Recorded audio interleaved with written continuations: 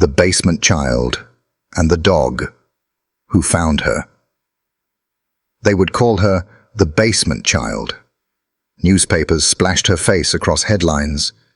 News anchors spoke her name with sorrow, and lawmakers invoked her story in hushed tones of shame. But before the nation knew her, before the cameras and the vigils, there was only darkness, silence, and a child waiting for someone to come. That someone was not a social worker, not a teacher, not even a neighbor. It was a German shepherd named Valor. Guided only by instinct and loyalty, he broke open a story that no one else dared to touch. And in doing so, he gave Lila something she thought she'd lost forever: a chance to live. The chalk lines were crooked, drawn with the unsteady hand of a child who didn't mind imperfection. They stretched across the cracked driveway in faded pink and yellow squares, uneven but bright against the gray cement. Lila Carter, 6 years old, hopped on one foot across the squares, her little braids bouncing as she counted softly under her breath. The afternoon sun washed the neighborhood in gold, the kind of warm light that usually promised safety. Yet for those who watched, something about the Carter home always seemed colder, as though the walls kept in shadows instead of warmth. Mrs. Jennings from across the street leaned on her rake, pausing in her yard work to watch the girl. She lifted a hand in greeting, her lips tugging into a smile. Lila, shy but polite, lifted her hand back, almost a flutter more than a wave. For a brief second, her face lit up with something close to joy. And then Marlene Carter stepped onto the porch. The stepmother's presence was like a curtain drawn across sunlight. Her figure filled the doorway, tall and sharp, her eyes narrowing at the sight of Lila laughing. The girl faltered mid-hop, her sneaker scuffing the chalk. Marlene's gaze lingered a moment longer, as if silently warning her to tone down her happiness. Lila bent to adjust her shoelace, shrinking into herself. Mrs. Jennings looked away quickly, returning to her rake, though her hands trembled on the wooden handle. She had seen that look before, the one that could silence a child without a word. Inside the house, Daniel Carter appeared in the hallway, briefcase in hand. His tie was crooked, his hair damp from a hurried shower. He stepped out onto the porch, blinking into the light. "Be good, sweetheart," he called to Lila. His voice was warm, rushed, distracted, the tone of a man who believed his home was secure. Lila looked up from the chalk lines and gave him a small nod. She wanted to run to him, to ask him to stay. But Marlene's figure loomed just a few feet away. So she stayed where she was, holding her chalk tightly like a secret she could never share. Daniel kissed his wife on the cheek, a gesture more of routine than love. And she leaned into it just enough to play the part. "Drive safe," she murmured, and then handed him his thermos. Her voice carried a practiced smoothness, a calm that didn't quite match the steel in her eyes. The door closed behind him with a muted thud. His car coughed to life, pulling out of the driveway, leaving behind exhaust and the fading sound of tires. Lila's gaze followed the vehicle as it disappeared down the street. Her little chest rose and fell quickly, like someone trying to hold back a breath that wanted to escape. She turned back to her game, hopping once more across the crooked squares, but her movements were subdued now. Her laughter never returned. From behind the living room curtains, a different neighbor, Mr. Cole, pretended to adjust his blinds. He had seen Daniel leave, seen Marlene's watchful figure, seen the little girl's sudden quiet. Something about it unsettled him, but he let the curtain fall back into place. The Carters kept to themselves, and he had no interest in trouble. The street itself seemed to notice, A breeze swept through, stirring the leaves that clung to the gutters. The hopscotch chalk blurred faintly under the scuff of Lila's sneakers. She drew another square with her pink stick, her fingers smudged with dust. When the chalk broke in her hand, snapping cleanly in two, she flinched. Marlene's voice carried from the porch. "Inside. Now." It wasn't loud, but it didn't have to be. The girl froze mid-step, her tiny shoulders stiff. Her eyes darted once toward the street, as though searching for her father's car, though it was already long gone. Then, wordlessly, she stooped to gather her chalk pieces and set them neatly on the porch railing. She walked inside, each step smaller than the last. The door clicked shut. The house swallowed her whole. For a few seconds, the driveway was empty, save for the scattered chalk dust that the wind began to sweep away. The bright colors dulled against the gray, fading almost as quickly as they'd appeared. Mrs. Jennings stood again in her yard, clutching the rake. Her throat tightened, a whisper rising inside her. Something isn't right. But she shook her head, telling herself it was none of her business. Marlene had a reputation for being cold, but cold wasn't a crime. She turned her attention back to the leaves, though the thought lingered like a splinter under her skin. It was the last time anyone in the neighborhood would see Lila Carter in daylight for weeks. Later that evening, Daniel sat in his office cubicle, scrolling through spreadsheets, thinking vaguely of the hopscotch chalk on the driveway. He smiled at the image, proud that his little girl could entertain herself for hours with such a simple game. He had no idea that at that very moment, in the basement of his own home, his daughter sat in darkness, a blanket wrapped tightly around her small frame, chalk dust still clinging to her palms. And Valor, the dog who would one day unearth the truth, was miles away, asleep in his kennel, unaware of the life he would soon be called to save. The neighborhood settled into its ordinary rhythm, lawnmowers humming, dogs barking behind fences, porch lights flicking on as dusk arrived. But in one house, a silence began to grow, heavy and unyielding. The kind of silence that presses against walls and waits for someone, anyone to listen. The second-grade classroom smelled faintly of crayons and pencil shavings, a familiar comfort to children who spent their days inside it. The walls were lined with drawings, stick figures with uneven smiles, suns with bold yellow rays, houses that always seemed too small for their bright red roofs. Among them hung a paper with Lila Carter's name in neat block letters, her scrawled crayon rainbow arcing across the page, but her chair was empty. Miss Thornton, a young teacher with kind eyes and hair pulled into a tight bun, noticed the absence as soon as she took attendance. "Lila Carter," she called gently, scanning the row where the girl usually sat. Silence. The seat by the window, where Lila often traced patterns on the glass with her fingertip, stared back at her. A small knot formed in the teacher's chest. It wasn't the first time Lila had been absent. Sometimes she came to class with shadows beneath her eyes, sometimes with fading bruises on her arms that she explained away as falls on the playground. Miss Thornton had filled out the reports, spoken quietly with the school counselor, but nothing had ever come of it. The system had a way of swallowing concerns until they vanished. She forced a smile and continued through the roll call, her voice steady, though her thoughts lingered on that empty seat. Children rarely disappeared without reason, and Lila was not the kind of girl to skip school. During recess, Miss Thornton found herself staring at the playground. Children ran in circles, laughter ringing across the yard.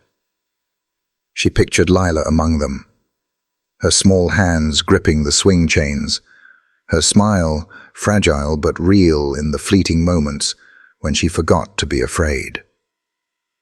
Instead, the swing swayed empty in the autumn wind. At the teacher's lounge later, she spoke hesitantly. "Has anyone seen Lila Carter this week?" A colleague shrugged.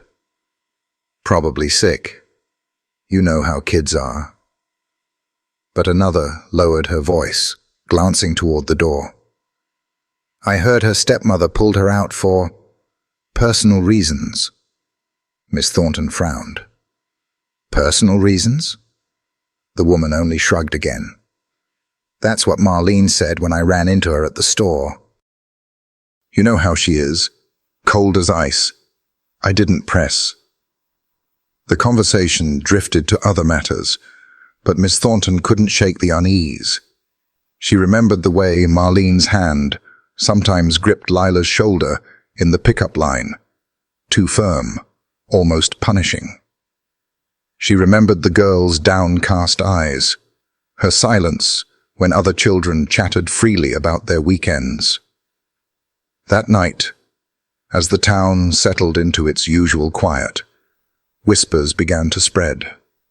In the pews of the church, at the counters of the grocery store, in the lines at the diner, people asked each other if they had seen Lila. No one had. "She was always such a sweet girl," one neighbor said softly. "Shy but sweet. It's strange she's just gone." "I don't trust that stepmother," another murmured. "The way she looks at folks like she dares you to speak. But it ain't my place to judge." The words clung to the air like smoke, impossible to ignore, yet too dangerous to fan into flame. Everyone knew something felt wrong, but Marlene had a presence about her that silenced questions. She carried herself with the kind of authority that warned others to mind their business. And so they did. Even the pastor, who often preached about protecting the vulnerable, hesitated when her name came up. "We don't know the full story," he told a worried congregant. "We must be careful not to spread rumors." But in the small houses lining the neighborhood, parents tucked their children into bed and then lay awake themselves, remembering the chalk lines on the Carter driveway, the way Lila had waved shyly from behind her stepmother's shoulder. They told themselves the girl was probably fine, perhaps visiting relatives, perhaps ill with the flu. It was easier to believe those possibilities than to imagine the darker ones that whispered in the back of their minds. Miss Thornton, however, could not sleep easily. She sat at her kitchen table, papers spread before her, the glow of the lamp making her eyes ache. On one sheet was her old report, the one she had filed months ago, noting unexplained bruises and prolonged absences. She had written everything carefully, hoping someone would notice. But the file had been stamped, filed, and forgotten. She traced her finger over Lila's name, her heart tightening. Teachers were taught to see the signs, to protect. Yet how could she protect a child when the world insisted on silence? The next morning, the classroom felt colder. The children filled their seats, their chatter echoing in the small space. But that one chair by the window remained empty. Dust motes swirled in the sunlight that streamed across the desk, highlighting its vacancy. Some of the children noticed too. "Where's Lila?" a boy asked innocently. Miss Thornton smiled tightly. "She's just out today." But the boy frowned, unconvinced, before turning back to his crayons. The lie tasted bitter. Outside the school, parents greeted one another at drop-off. A mother whispered to another, "It's been days now. Shouldn't someone say something?"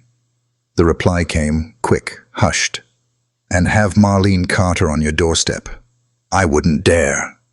Fear and apathy wove together into a silence that grew heavier with each passing day. The town was small enough that everyone noticed the absence, yet not one person stepped forward. It was easier to pretend than to confront the truth. And in the Carter house, with the blinds drawn tight and the air heavy with secrets, a little girl's voice remained unheard. The seat stayed empty. At first, the neighborhood told itself that time would explain everything. Children got sick, families traveled, lives took their unexpected detours. But when days turned to weeks and no one had seen Lila Carter, the excuses began to fray. The Carter home, once unremarkable among the modest houses lining Maple Street, started to draw attention for what it wasn't. Its shutters never opened, no lights flickered after sunset, and no laughter spilled from the yard. The place seemed sealed against the world, like a box hiding something fragile or foul. On a grey Thursday morning, Mr. Taylor, the mailman, paused at the edge of the Carter driveway. He was a man who had walked the same route for 20 years, long enough to know which houses smelled of bread on Mondays, which porches leaned under the weight of packages, and which children ran out eagerly when he approached. Lila had been one of those children. She never said much, just a shy thank you as she collected the mail, but her eyes always sought him, as if looking for something safe. Now the driveway lay empty. A jump rope coiled in the grass, stiff with dew. A small plastic doll sat on the porch steps, its hair tangled, its dress spotted with dirt. Toys left outside were nothing unusual, but these had gathered dust, untouched for weeks. Mr. Taylor bent down, brushed the doll with his thumb, and frowned. He looked at the windows, all closed tight. The shutters had not shifted in days. The silence seemed to stretch beyond the property line, pressing against him. He left the mail in the box, lingered one more second, then walked on, though unease followed him down the street. Neighbors noticed too. Mrs. Jennings, raking leaves in her yard, found herself staring across the street at the Carter house, more often than at her own pile of red and gold foliage. She remembered Lila's wave, the last time she had seen the girl. That tiny hand rising, almost reluctant, before Marlene's shadow had drawn her back inside. The image played in her mind like a loop, and with each passing day, the guilt grew heavier. In the evenings, couples whispered on porches, speaking low, so the autumn wind might carry their words away. "It's been nearly 3 weeks now," one man said, shaking his head. "No sign of her." "Maybe she's visiting her grandparents," his wife offered, though her tone lacked conviction. Everyone knew Daniel's parents had passed, and his siblings lived states away. Others claimed they had heard something. Soft noises at night, a thump, a muffled cry. But when asked to explain, they faltered. Fear of Marlene's icy gaze, fear of being wrong, kept them tethered to silence. At the church potluck, the pastor noticed the absence as well. He asked casually, "How's little Lila? Haven't seen her in Sunday school." The question hung in the air. Marlene, seated stiffly at a table, replied with a smile too sharp. "She's fine, just under the weather." The conversation moved on, but the unease lingered. Behind closed doors, people talked. Parents warned their children not to wander too close to the Carter property. Curtains shifted when Marlene walked past, her expression unreadable, her posture rigid. She seemed to sense the growing suspicion and wore it like armor, daring anyone to challenge her. No one did. Meanwhile, the house itself seemed to decay with the passing days. The grass grew wild, crisping at the edges. The porch steps gathered leaves no one swept away. The toys outside became monuments to absence. The jump rope untouched, the chalk lines in the driveway half faded, the doll's eyes staring blankly at the street. Silence was not just in the Carter house now. It seeped into the neighborhood. Children played less in their yards. Conversations cut short when Marlene appeared. Even the air felt different, heavy with unspoken dread. Miss Thornton, at the school, stared again at Lila's empty chair. Each day it seemed more glaring, more unbearable. She had sent letters home, left messages, but none were returned.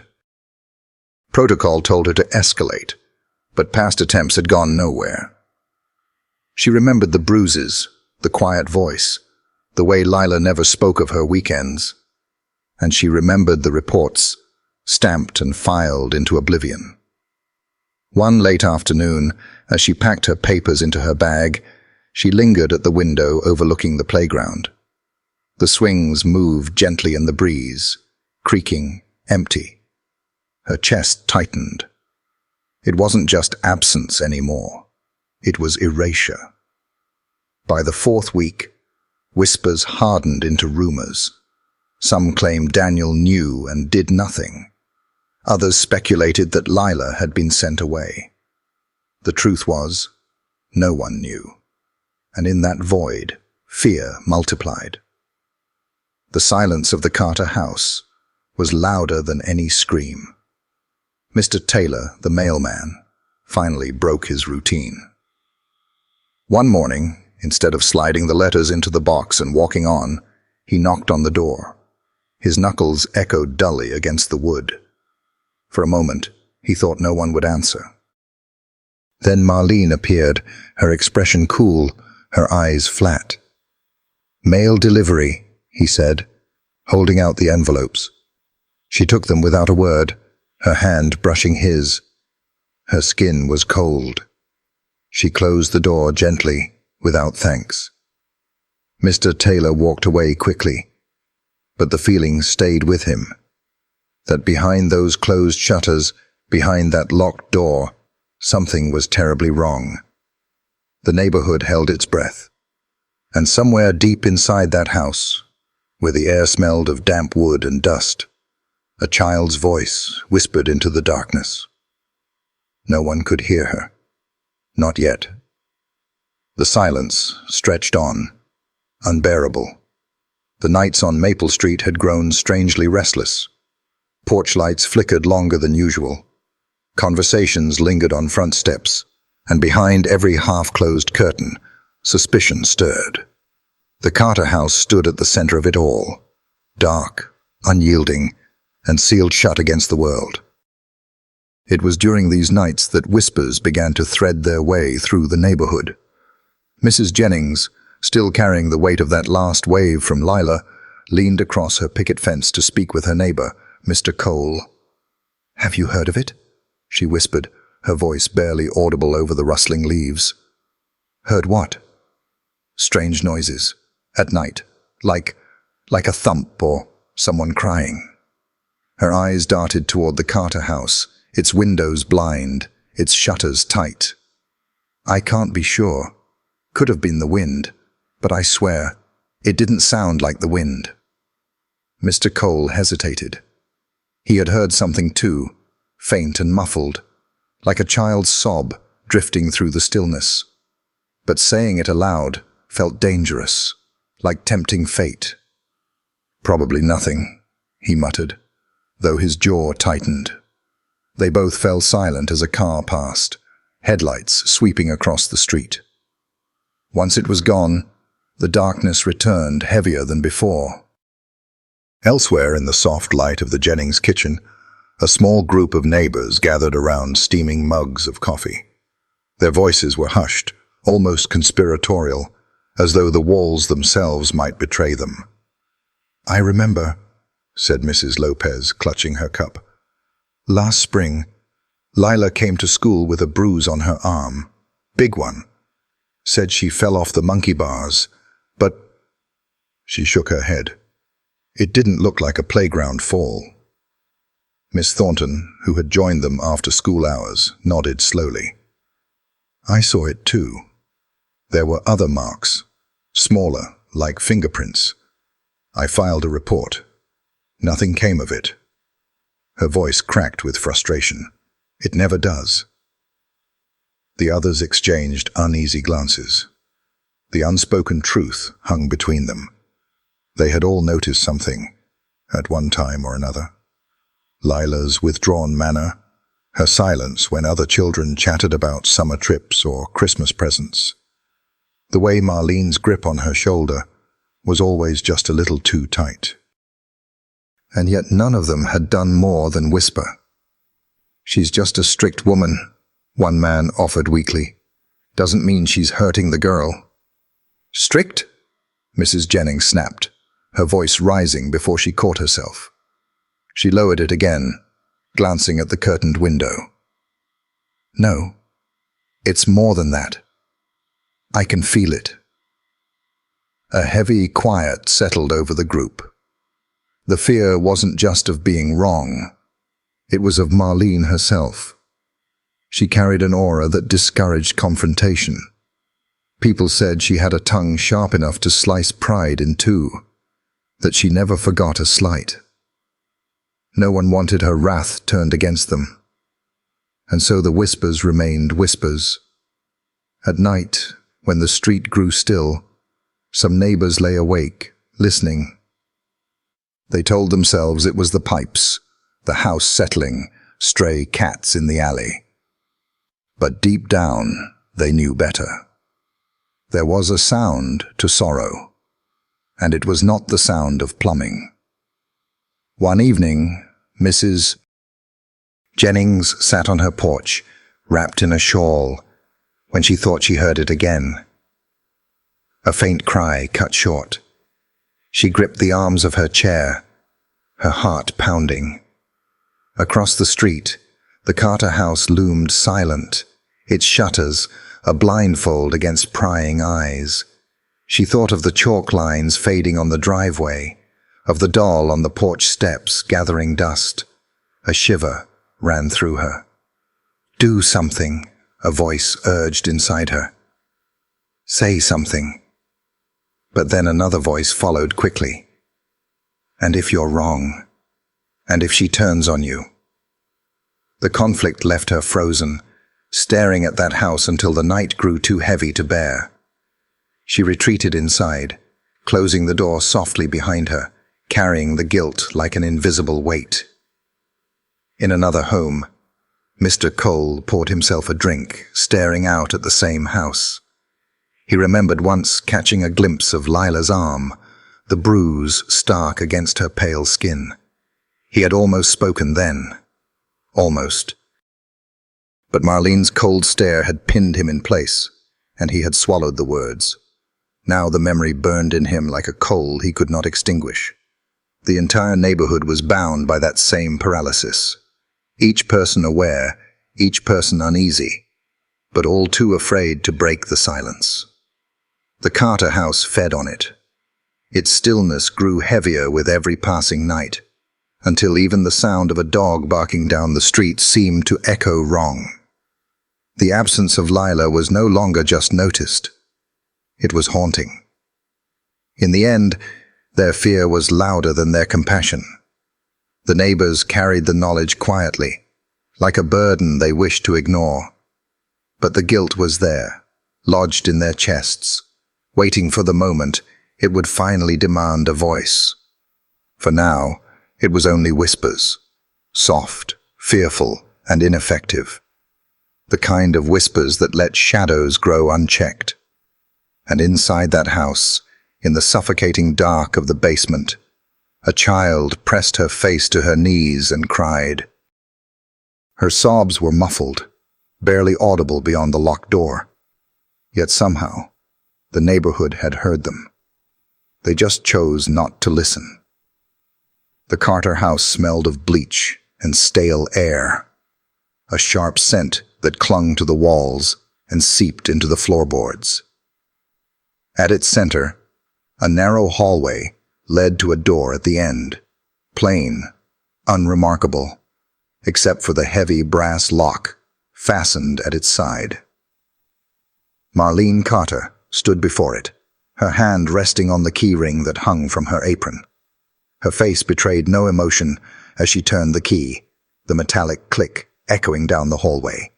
From behind the door came a sound, soft, muffled, almost indistinguishable from the groaning pipes. A child's sob, swallowed quickly, as if the very act of crying might summon punishment. She waited. Silence followed.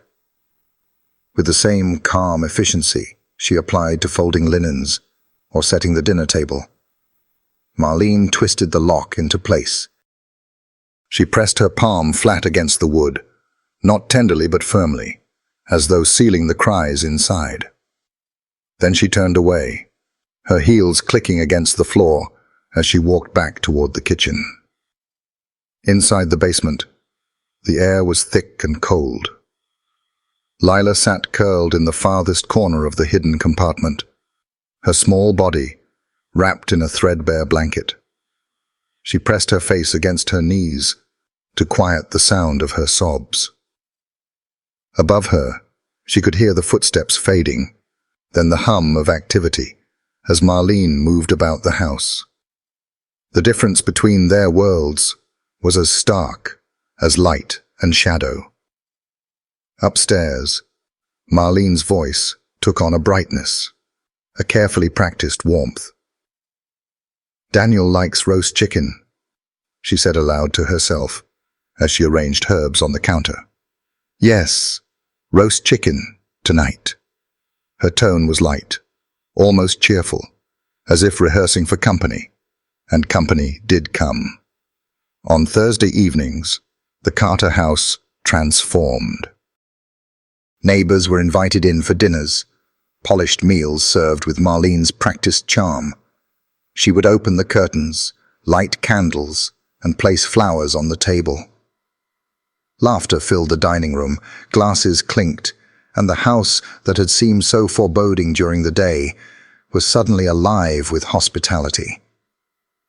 "I don't know how you do it, Marlene," Mrs. Lopez remarked one evening, inhaling the scent of rosemary chicken. "This meal is wonderful. You're such a gracious hostess." Marlene smiled, modest but pleased. "It's nothing," she replied, brushing an imaginary speck from her dress. "I've always believed in keeping a good home. Makes Daniel proud." The neighbors nodded, reassured. Whatever unease they carried with them seemed to dissolve in the glow of Marlene's performance. She was attentive, pouring wine with a steady hand, laughing softly at their jokes. Her presence commanded admiration, even envy. But beneath the table, Lila's absence loomed like a shadow no one dared name. Her seat was empty, excused with casual explanations. "She's resting. She caught a cold. She's visiting cousins." The lies flowed easily, wrapped in Marlene's pleasant smile. Downstairs, in the cold basement, the muffled sound of forks scraping plates drifted faintly through the floorboards. Lila listened, her stomach twisting with hunger. She imagined the taste of roasted chicken, the warmth of bread fresh from the oven. She could almost see the table in her mind, the shining glasses, the flickering candles, though she herself had never been invited to sit there. Marlene kept the compartments of her life strictly separate, the polished exterior for the world to see, and the hidden darkness no one could imagine. After the guests departed and the dishes were stacked neatly in the sink, the mask would slip. She would walk down the hallway again, stopping at the locked basement door. She never opened it unless necessary. Instead, she stood there, listening. "Quiet now?" she would ask softly, almost to herself. And when no sound emerged, she would nod with satisfaction and turn away. On one such night, Daniel returned home late, loosening his tie as he stepped inside. "Smells wonderful," he said, catching the lingering aroma of dinner. "You missed a lovely evening," Marlene replied smoothly, wiping her hands on a dish towel. "The neighbors are quite taken with our home." Daniel smiled wearily, kissing her on the cheek. "You do keep everything perfect." His eyes scanned the tidy kitchen, the gleaming counters. He saw only what Marlene allowed him to see. "Lila's asleep," Marlene added quickly, preempting any questions. "She wasn't feeling well. Daniel nodded, relieved by the explanation. He had long since stopped pressing when it came to the small details of his daughter's care. He wanted harmony, and Marlene provided it, at least on the surface. As he walked upstairs, humming softly, Marlene turned once more toward the locked door. Her expression hardened, the smile dissolving into something cold and unyielding. For her, the child below was not a daughter, not a responsibility, but a burden to be contained. She extinguished the candles, drew the curtains shut, and let the house return to silence. In the basement, Lila lay awake, long into the night, tracing the outline of the wooden beams above her. She wondered if anyone else could hear her. She wondered if anyone cared.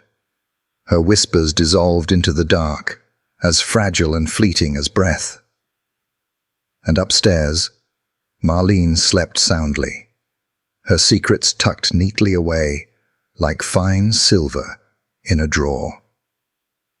The autumn night was heavy with silence, the kind that pressed down on Maple Street until even the crickets seemed hesitant to sing. In a small house across from the Carters, Mrs. Jennings sat at her kitchen table, her hands wrapped around a cooling cup of tea. She hadn't been able to sleep for weeks. Every time she closed her eyes, she saw the same image. Lila Carter, standing at the window, her small face pale behind the glass. It had been just a flicker, barely a moment, before the curtain was drawn shut by Marlene's hand. But the sight clung to Mrs. Jennings like a shadow. She stirred her tea absently, the spoon clinking against the ceramic. Her husband had long gone to bed, muttering that she worried too much, but worry was all she had left. The toys still lay abandoned on the Carter porch. The shutters never opened, and not once had she seen Daniel with his daughter since that last afternoon of hopscotch. That night, the weight of her silence became unbearable. She pushed the teacup aside and reached for the phone. Her fingers trembled as she dialed the number she had written weeks ago, the one for Child Protective Services. For days she had stared at it, folded into her recipe book, telling herself she didn't need it, telling herself maybe everything was fine. But tonight, the image of that little face in the window wouldn't let her breathe. The line rang twice before a weary voice answered. Child Services Hotline. How can I help you? Mrs. Jennings swallowed hard. Her voice cracked, thin and fragile. She closed her eyes, picturing Lila again, her small hand pressed against the glass. I need to report something about the Carter family. I think the little girl isn't safe. The operator's tone sharpened, attentive now. Can you tell me what makes you think that? And so Mrs. Jennings spoke. She told them about the weeks of silence, about the bruises she had seen on Lila's arms last spring, about the neighbors who whispered but never acted. Her words tumbled out in a rush, laced with guilt. I should have called sooner, she admitted, her voice breaking. But I was afraid of her stepmother, afraid of being wrong. But I can't sleep anymore. I can't stop seeing her at that window. The operator's voice softened. You did the right thing by calling.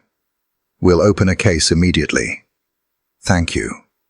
When Mrs. Jennings hung up, she pressed the phone to her chest, her eyes stinging with tears. She didn't know what would happen next, but for the first time in weeks, she felt she had finally acted. The report landed on the desk of a social worker named Karen Doyle the next morning.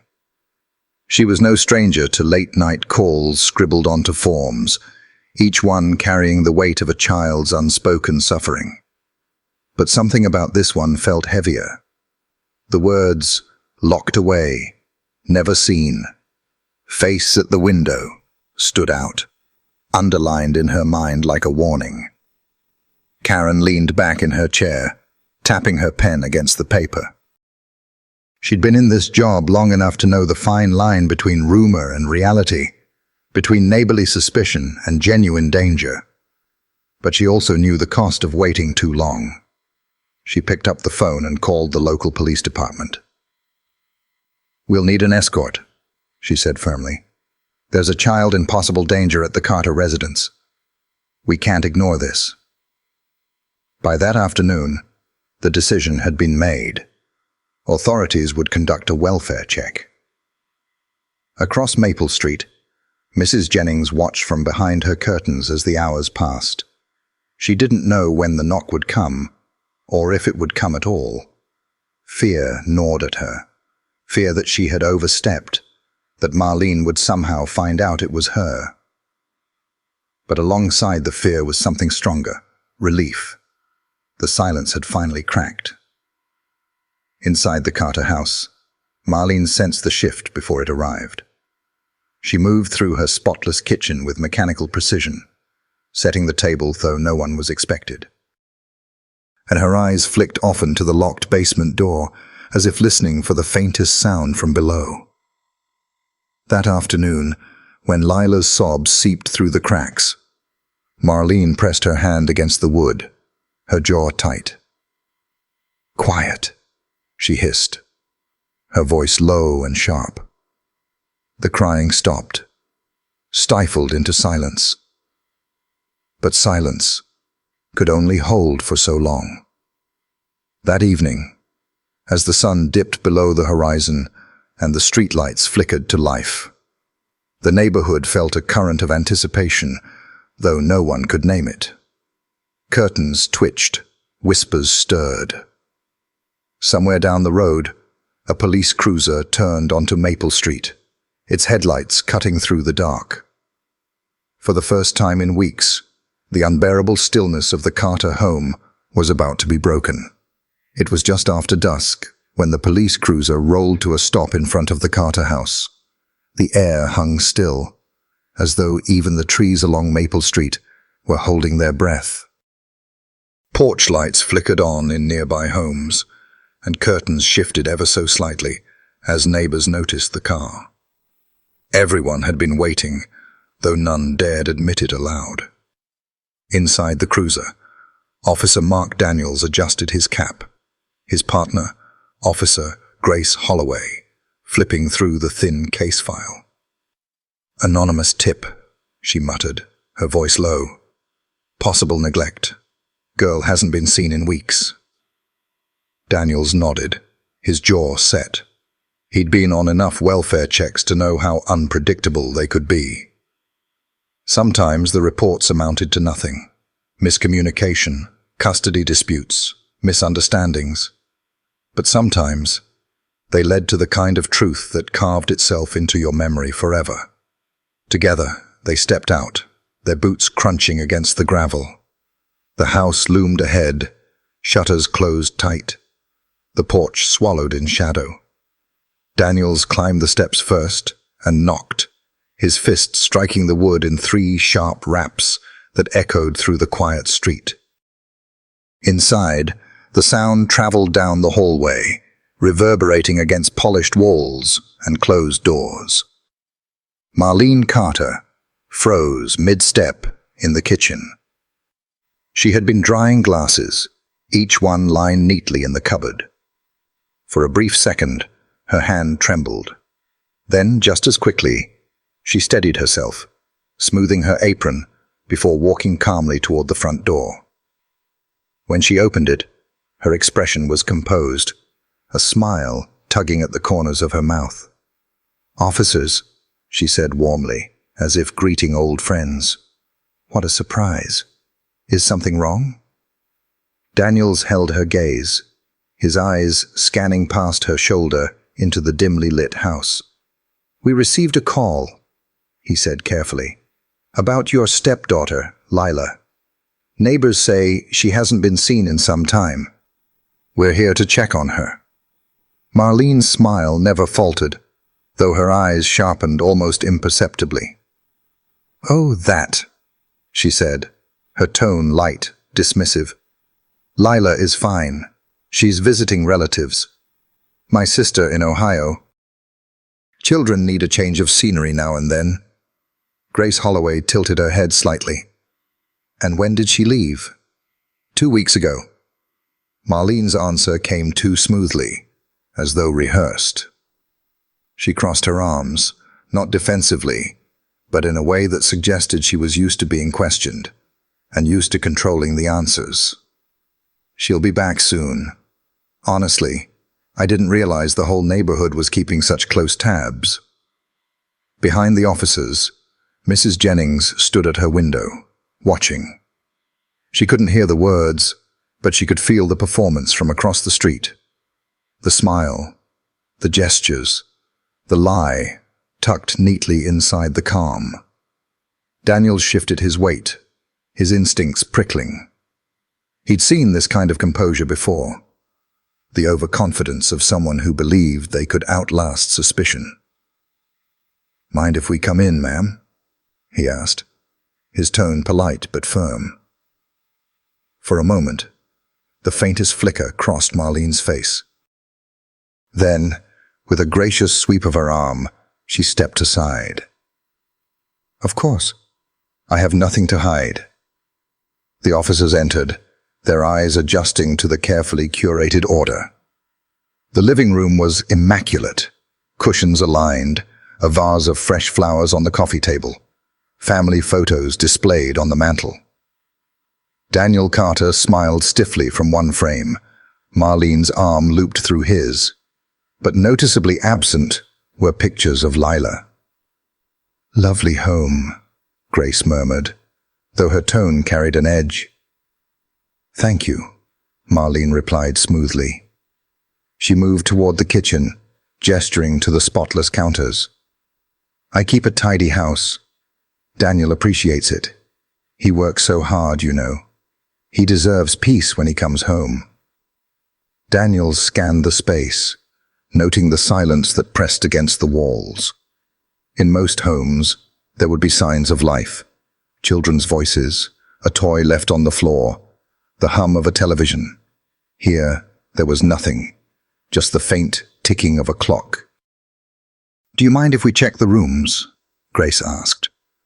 Marlene's smile tightened, though she didn't break. "If you must. But you're wasting your time. As I said, Lila isn't here. She's with my sister." Daniels exchanged a glance with his partner. It wasn't unusual for guardians to grow defensive, but something about the calmness, the calculated tone, set his teeth on edge. He turned toward the hallway, his eyes lingering on a door at the far end. A door that looked too plain, too deliberate. Something about it drew him, though he said nothing yet. Marlene stepped closer, her presence suddenly imposing. "I really don't appreciate being treated like a criminal," she said, her voice edged with steel beneath the sugar. "My husband trusts me with his daughter, and I've done nothing but care for her. Perhaps the neighbors should mind their own business." Grace offered her a thin smile. "Sometimes, neighbors see things we can't. And it's our job to check." For the first time, Marlene's composure cracked ever so slightly. Her jaw tightened, her eyes flicking toward the hallway door, before returning to the officers. "Believe me," she said softly, almost dangerously, "Lila is perfectly safe." But in that pause, in that flicker of her gaze, Daniels felt the first tug of certainty. Something was wrong here. Something was being hidden behind those immaculate walls and that practiced smile. He made a note in his mind. They weren't leaving until every corner of this house had been seen. On Maple Street, neighbors leaned closer to their windows, watching the cruiser parked at the curb, watching the shadows move across the Carter porch. They couldn't hear the words exchanged inside, but the tension was visible even from across the street. The silence of the house was beginning to break, replaced by the first echoes of truth pressing to be heard. And in the basement below their feet, A small child sat in darkness, listening to the muffled sound of voices above. Her heart pounded. For the first time in weeks, she dared to hope someone had come for her. The sound of another engine broke the uneasy stillness outside the Carter home. A second cruiser pulled up behind the first, headlights slicing across the dark street. Neighbors peered more openly from their windows now. The arrival of backup meant something was wrong, though none dared step outside to witness it up close. From the passenger side emerged Officer Hannah Reeves, her figure lean and steady in the glow of the street lamp. At her side leapt down Valor, the German shepherd, whose reputation stretched across the county. His paws landed with authority, claws scraping the pavement, ears pricked forward with a sharp attentiveness. Valor wasn't just any canine. He had been trained through years of search and rescue drills, narcotics sweeps, and tactical entries. But it was his intuition, his uncanny ability to sense unease, that made him invaluable. Tonight, as his gaze fixed on the Carter house, his body stiffened. A low rumble began in his chest, barely audible, but enough to send a ripple of unease through the air. Inside, Marlene had just finished insisting that her stepdaughter was away with relatives when the sound of the second door slamming shut reached her ears. She froze, her smile stiffening at the edges. "More officers?" she asked, her voice carefully even. Officer Daniels didn't answer. He didn't need to. The sound of nails clicking across the porch announced Valor before his handler even knocked. When Hannah opened the door, the German shepherd stepped inside without hesitation, his nose twitching, his amber eyes alert. "Ma'am," Hannah said politely, though her tone carried the quiet authority of someone used to trusting her partner's instincts. "This is Officer Valor. He's trained to assist in welfare checks." "Just routine." "Routine," Marlene echoed, her smile faltering. She clasped her hands together, the knuckles paling under the pressure. "Really, I don't see the need." But Valor was already moving.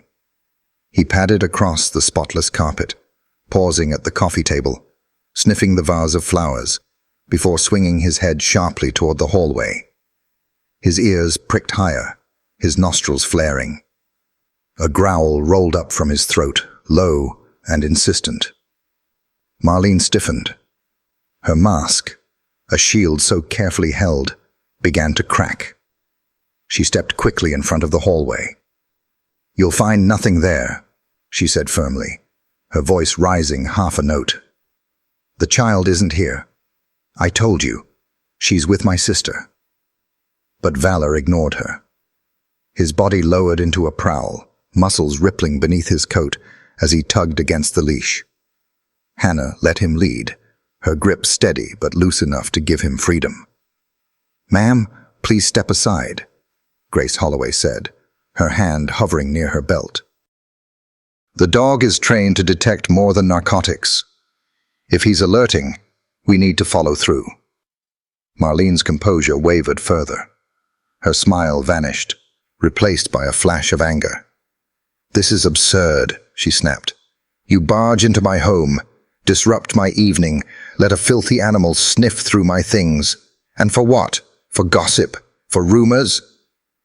But even as she spoke, Valor pressed forward, his claws clicking on the hardwood. He stopped at the end of the hallway, before the plain wooden door Daniels had noticed earlier. His hackles rose, a deep growl rumbling from his chest. He pawed once at the bottom of the door, nails scraping hard against the surface. The sound was unmistakable, jarring in the heavy silence. Hannah's eyes sharpened. She crouched beside Valor, placing a steadying hand on his shoulder, but his body remained taut, trembling with urgency. His nose pressed to the gap beneath the door, his breaths quick, almost desperate. "There's something here," Hannah said quietly, more to her fellow officers than to Marlene. Marlene's mask shattered then. Her face tightened, Her voice sharpened into a hiss. "There is nothing behind that door but storage, cleaning supplies, old furniture. I've told you already. Lila is not here." Her outburst rang false. The officers exchanged a glance, the weight of decision settling between them. Valor gave another sharp bark, this one echoing down the hallway, so sudden and fierce that it made Marlene flinch. The sound carried into the still night, reaching even the neighbors who lingered behind their curtains. A dog's bark at that hour was nothing unusual, but there was something about this one, raw, urgent, that sent chills through those who heard it. Daniel stepped forward. "Ma'am," he said, his tone hardening, "we need to see what's behind that door." Marlene's lips parted, but no words came. For the first time, her silence betrayed her. She stood frozen, her carefully built facade crumbling in the face of the German shepherd's growl. For all her composure, for all her carefully curated charm, she had not accounted for Valor, the one presence she could neither intimidate nor outwit. Hannah gave a gentle tug on the leash, and Valor sat back on his haunches, his eyes never leaving the door. His growl subsided into a steady whine, insistent, pressing, as though urging the humans around him to finally see the truth. The officers moved closer. The air in the hallway grew heavier, thick with anticipation, and from somewhere beyond that locked door, so faint it might have been imagined, came the sound of a muffled sob. Valor's body pressed forward, the leash taut in Officer Hannah Reeves's hand. His nose stayed fixed to the seam of the wooden door at the end of the hallway, his breaths fast, his entire frame trembling with urgency. His claws scraped again at the threshold, sending a shiver through everyone who heard it. "A basement," Daniels muttered under his breath, stepping closer. The words seemed to sour the air. Grace Holloway reached out, her palm brushing the surface of the door. The wood was cool, almost damp, as though whatever lay beyond it had not felt the warmth of sunlight in years. She pressed her ear against it, listening. For a moment, there was only silence. And then, so faint she thought she imagined it, the sound of a whimper. Her eyes widened. She stepped back. "There's something in there." Marlene stiffened, her face pale in the dim hallway light. "It's storage," she snapped, too quickly. "Old things, boxes, nothing else."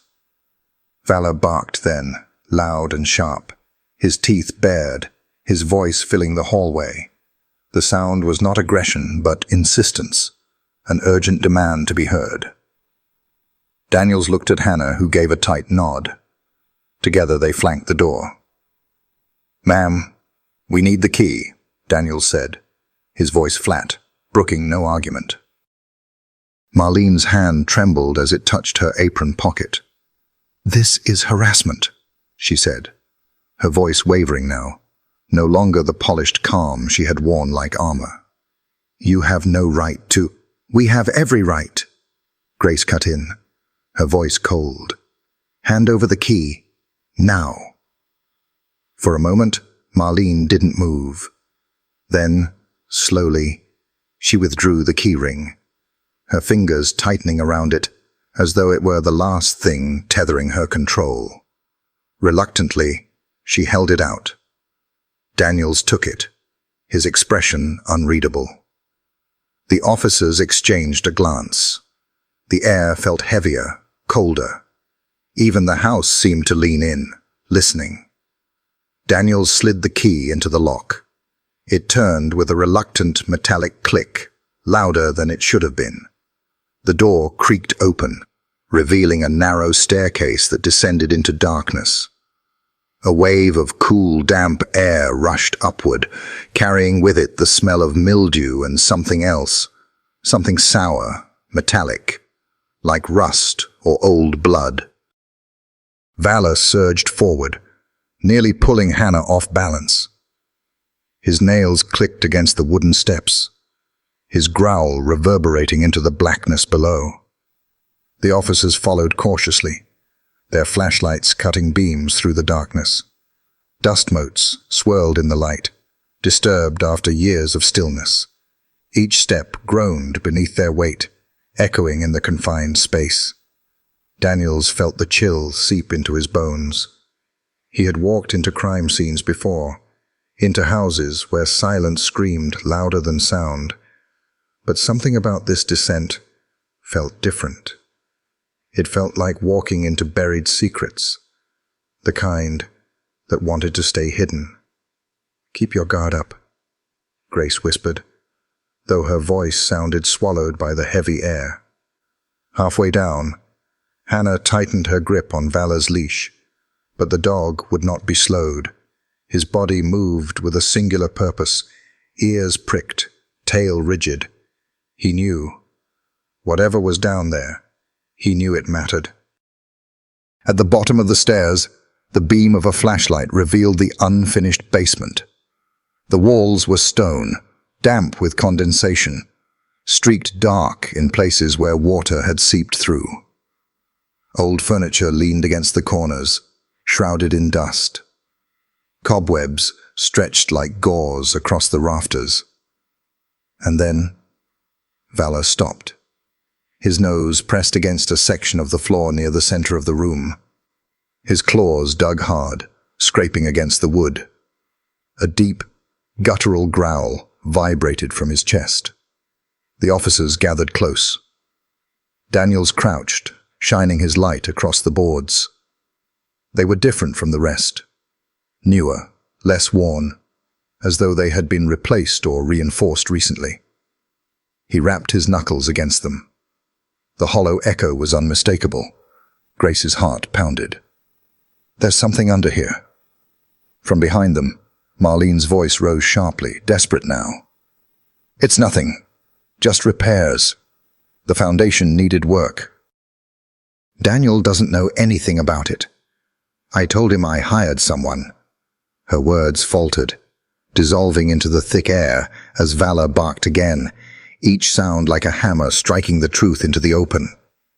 His paws scratched furiously, refusing to stop, splinters flying under his nails. Daniel stood, his jaw tight. "Get the crowbar." Hannah didn't hesitate. She pulled one from the kit they'd brought, pressing it into Daniels's hand. He wedged the metal against the edge of the floorboard and leaned hard. The wood groaned, resistant, before splintering with a sharp crack. A wave of cold air surged upward, carrying with it the unmistakable scent of confinement. Stale, suffocating, unnatural. Marlene gasped, her mask shattering completely. "Stop! You don't know what you're doing." She lunged forward, but Grace intercepted her, pinning her against the wall. "Stay back," Grace ordered. Valor barked again, his whole body vibrating with urgency. His eyes never left the hole forming in the floor. Daniels pried up another board. The hollow space yawned open, black and deep, the beam of his flashlight straining to illuminate it. The officers froze as the light caught movement, a small shape shifting in the darkness, a flash of pale skin, wide eyes staring upward. A sound rose from below, faint but undeniable, a whimper. The air in the basement tightened. Grace's chest constricted, her breath catching. "Oh my God," she whispered. Daniels forced the final board loose, the wood clattering aside. The hidden compartment lay revealed, the truth too stark to deny. And within it, curled, trembling, her face streaked with dirt and tears, was Lila Carter. Her lips parted, the faintest word escaping. "Please." Valor whimpered softly, his body lowering, as though trying to tell her she was safe now. The descent had ended, but the real reckoning was only beginning. The basement air was damp and heavy, clinging to skin like a second layer. The officers' flashlights cut narrow cones of light through the darkness, bouncing off stone walls streaked with moisture. Every sound seemed amplified in the silence, their footsteps creaking against the boards, the soft hiss of their own breathing. But the loudest sound came from Valor. The German shepherd pawed at the wooden floorboards with a violent insistence. His nails raked across the wood, sharp and unrelenting, splinters flying beneath his claws. Each scrape echoed through the basement like the toll of a bell, urgent and impossible to ignore. His body was taut, muscles rippling under his dark coat, his tail stiff with intensity. "Easy, boy," Officer Hannah Reeves murmured, but her voice carried no conviction. She knew this was no false alert. Valor's instincts were sharpened by years of training, but what drove him now was beyond obedience. It was something primal, something certain. The growl that rumbled from his chest was deep, vibrating in the concrete walls around them. It wasn't the threatening growl of aggression. It was the desperate, unyielding sound of a protector who had found what others wanted hidden. Daniels shifted uneasily, his beam fixed on the patch of floor beneath Valor's paws.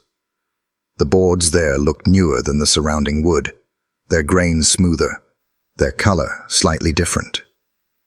"He's onto something," he said, his voice low. Grace Holloway crossed her arms, trying to steady herself. "I've never seen him this relentless." The three of them stood in uneasy silence for a moment, watching as Valor tore at the boards, refusing to be distracted.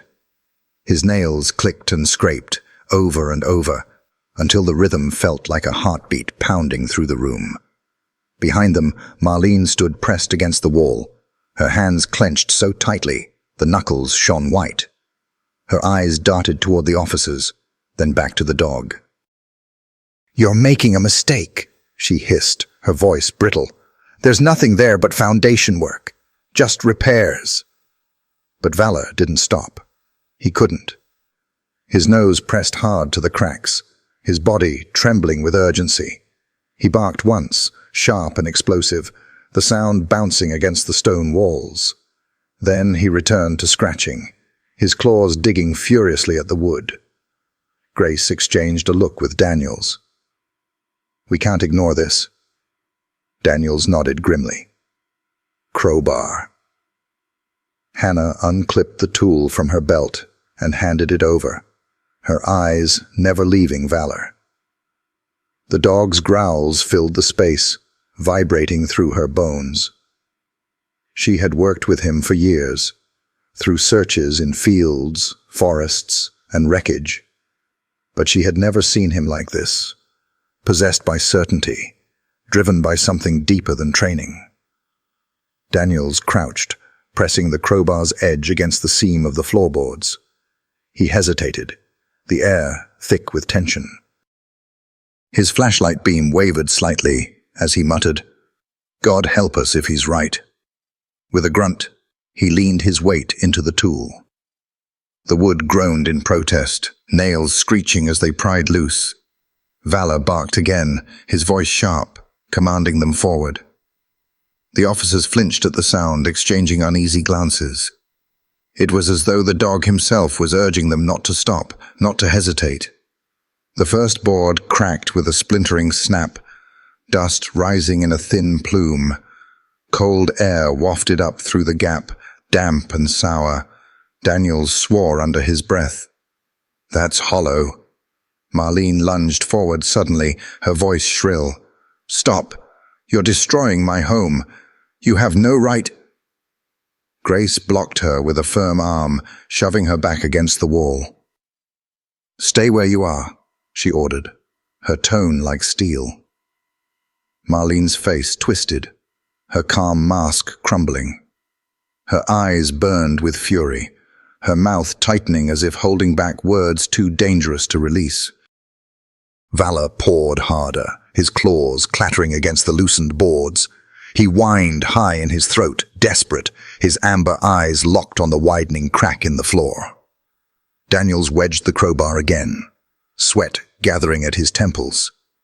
With another wrench, the second board snapped free. The hollow space beneath gaped wider, the darkness inside seeming to breathe up at them. The smell hit next. It wasn't rot, but something stale, suffocating, air that hadn't circulated in weeks. It carried with it a faint trace of mildew, dust, and something else that made Hannah's stomach knot. Vala's growl deepened. He lowered his body, nose pressed close, ears pinned forward. He barked again, the sound raw, echoing like a demand for justice. Daniels and Grace both felt it then. Not just suspicion, but certainty. Something was there, something that shouldn't be. Hannah knelt beside her partner, resting a steadying hand on Vala's back. His fur was bristled, his heart pounding under her palm. "We hear you, boy," she whispered. "We're not stopping."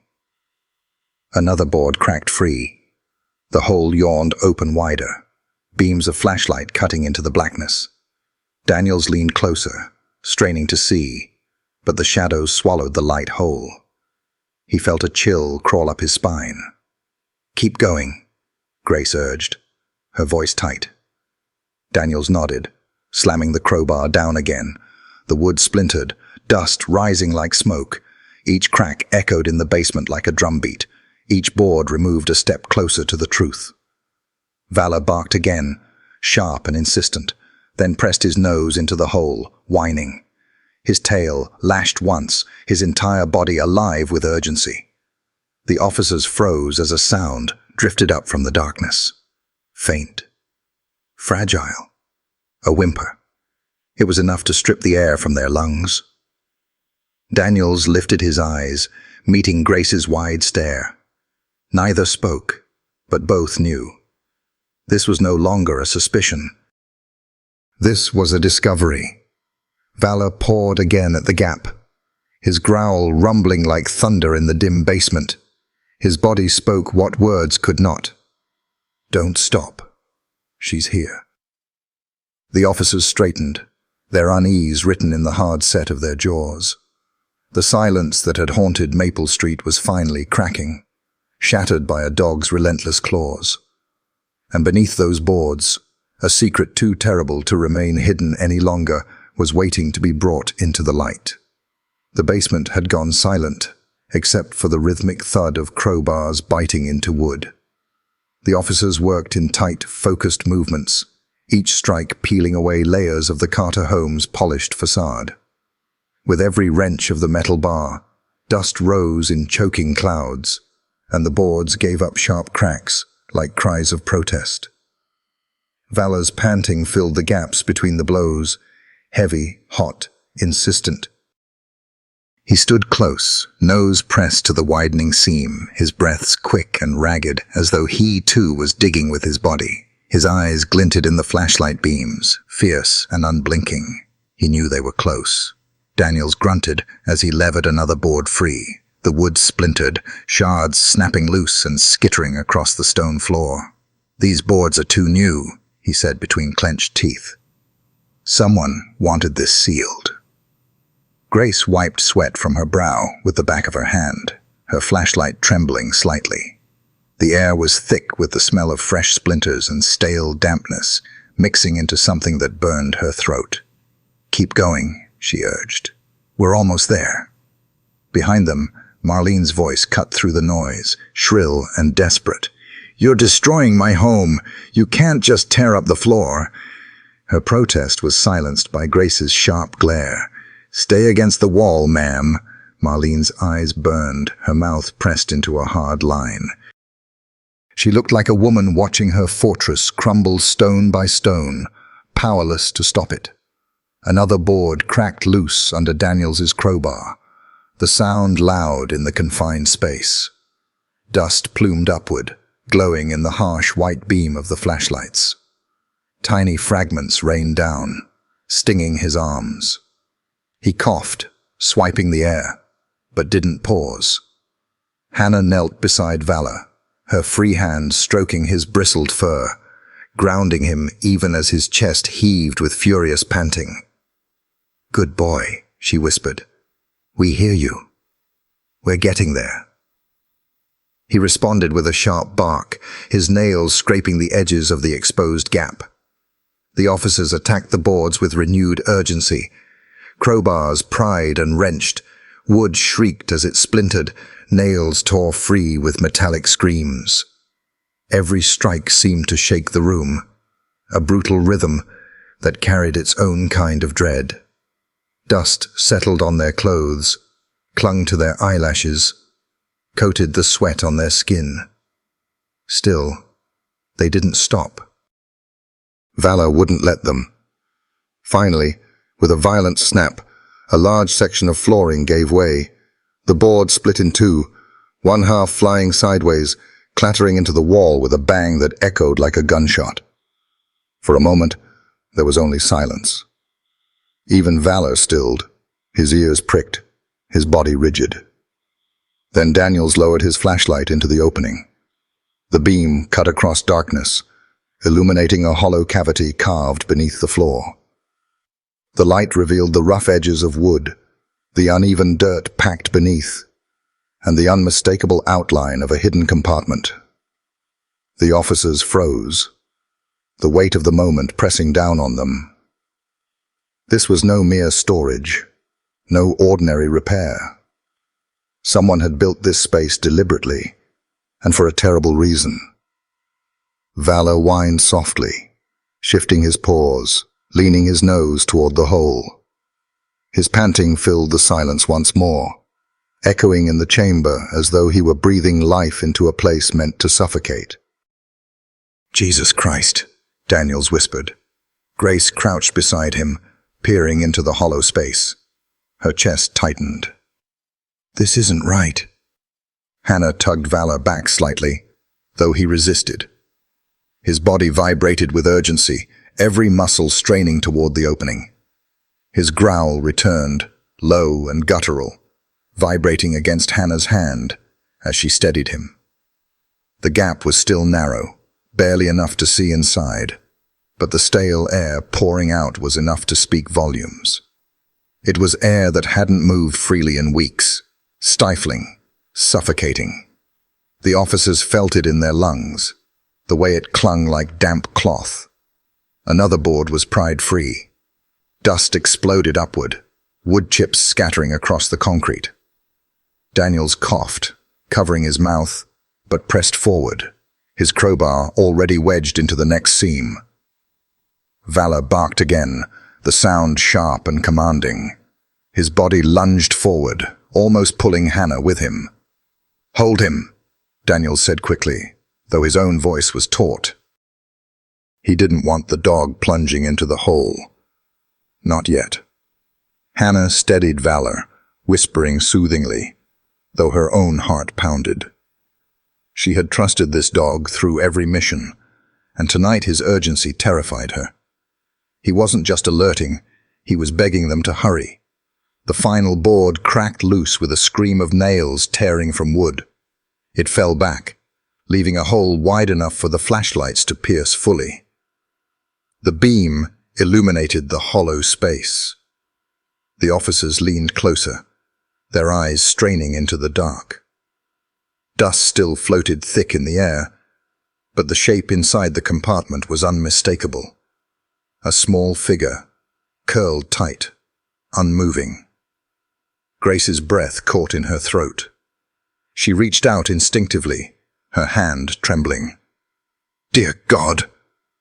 Before she could finish, the figure stirred. A whimper rose from the shadows, thin and weak. Valor's bark split the silence, raw and fierce, echoing in the chamber. His body strained forward, his whole being fixed on that sound. His painting filled the air again, loud and urgent, as though he was willing the world to understand what had been hidden for too long.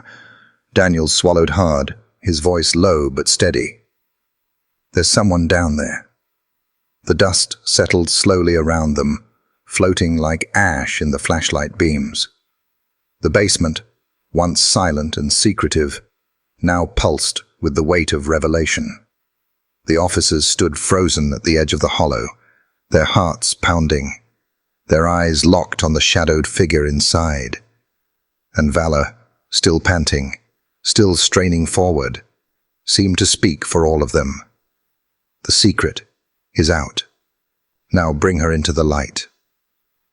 The beam of Daniel's flashlight cut through the dust that hung thick in the air, settling like ash from a fire. In the widening hollow beneath the floor, something shifted. At first, it was only a suggestion. A small curl of movement in the shadows, too fragile to trust the eye. Then the light steadied, and the truth emerged. Curled into herself in the cramped compartment lay a child. Her knees were drawn tight against her chest, her arms wrapped around them in a posture of defense more than warmth. Strands of matted hair clung to her dirt-streaked face. Her skin, pale under layers of grime, was mottled with dark bruises. Old ones, faded into yellow and green, newer ones raw and purple. It was Lila Carter. The officers froze, the sight punching the breath from their lungs. Valor whimpered sharply, lowering his body, ears flat, as if to make himself smaller for her sake. His panting softened, a tender counterpoint to the brittle silence that filled the basement. Grace Holloway felt her knees weaken. She crouched close to the opening, her flashlight trembling in her hand. "Sweetheart," she whispered, though her voice cracked on the word. Lila's eyes flickered open, wide and glassy. For a moment, she flinched at the light, pressing her face deeper against her knees. Her lips moved without sound, a desperate attempt to form words that had been buried too long in silence. "Don't scare her," Hannah murmured, her hand steadying Valor's collar. The dog's amber eyes stayed fixed on the child, unblinking, his body straining forward but restrained by his handler's calm. His whine was soft now, mournful, as if he understood the fragility of the moment. Daniels leaned closer, his flashlight lowered so it wouldn't blind her. His voice softened, carrying the weight of a father more than an officer.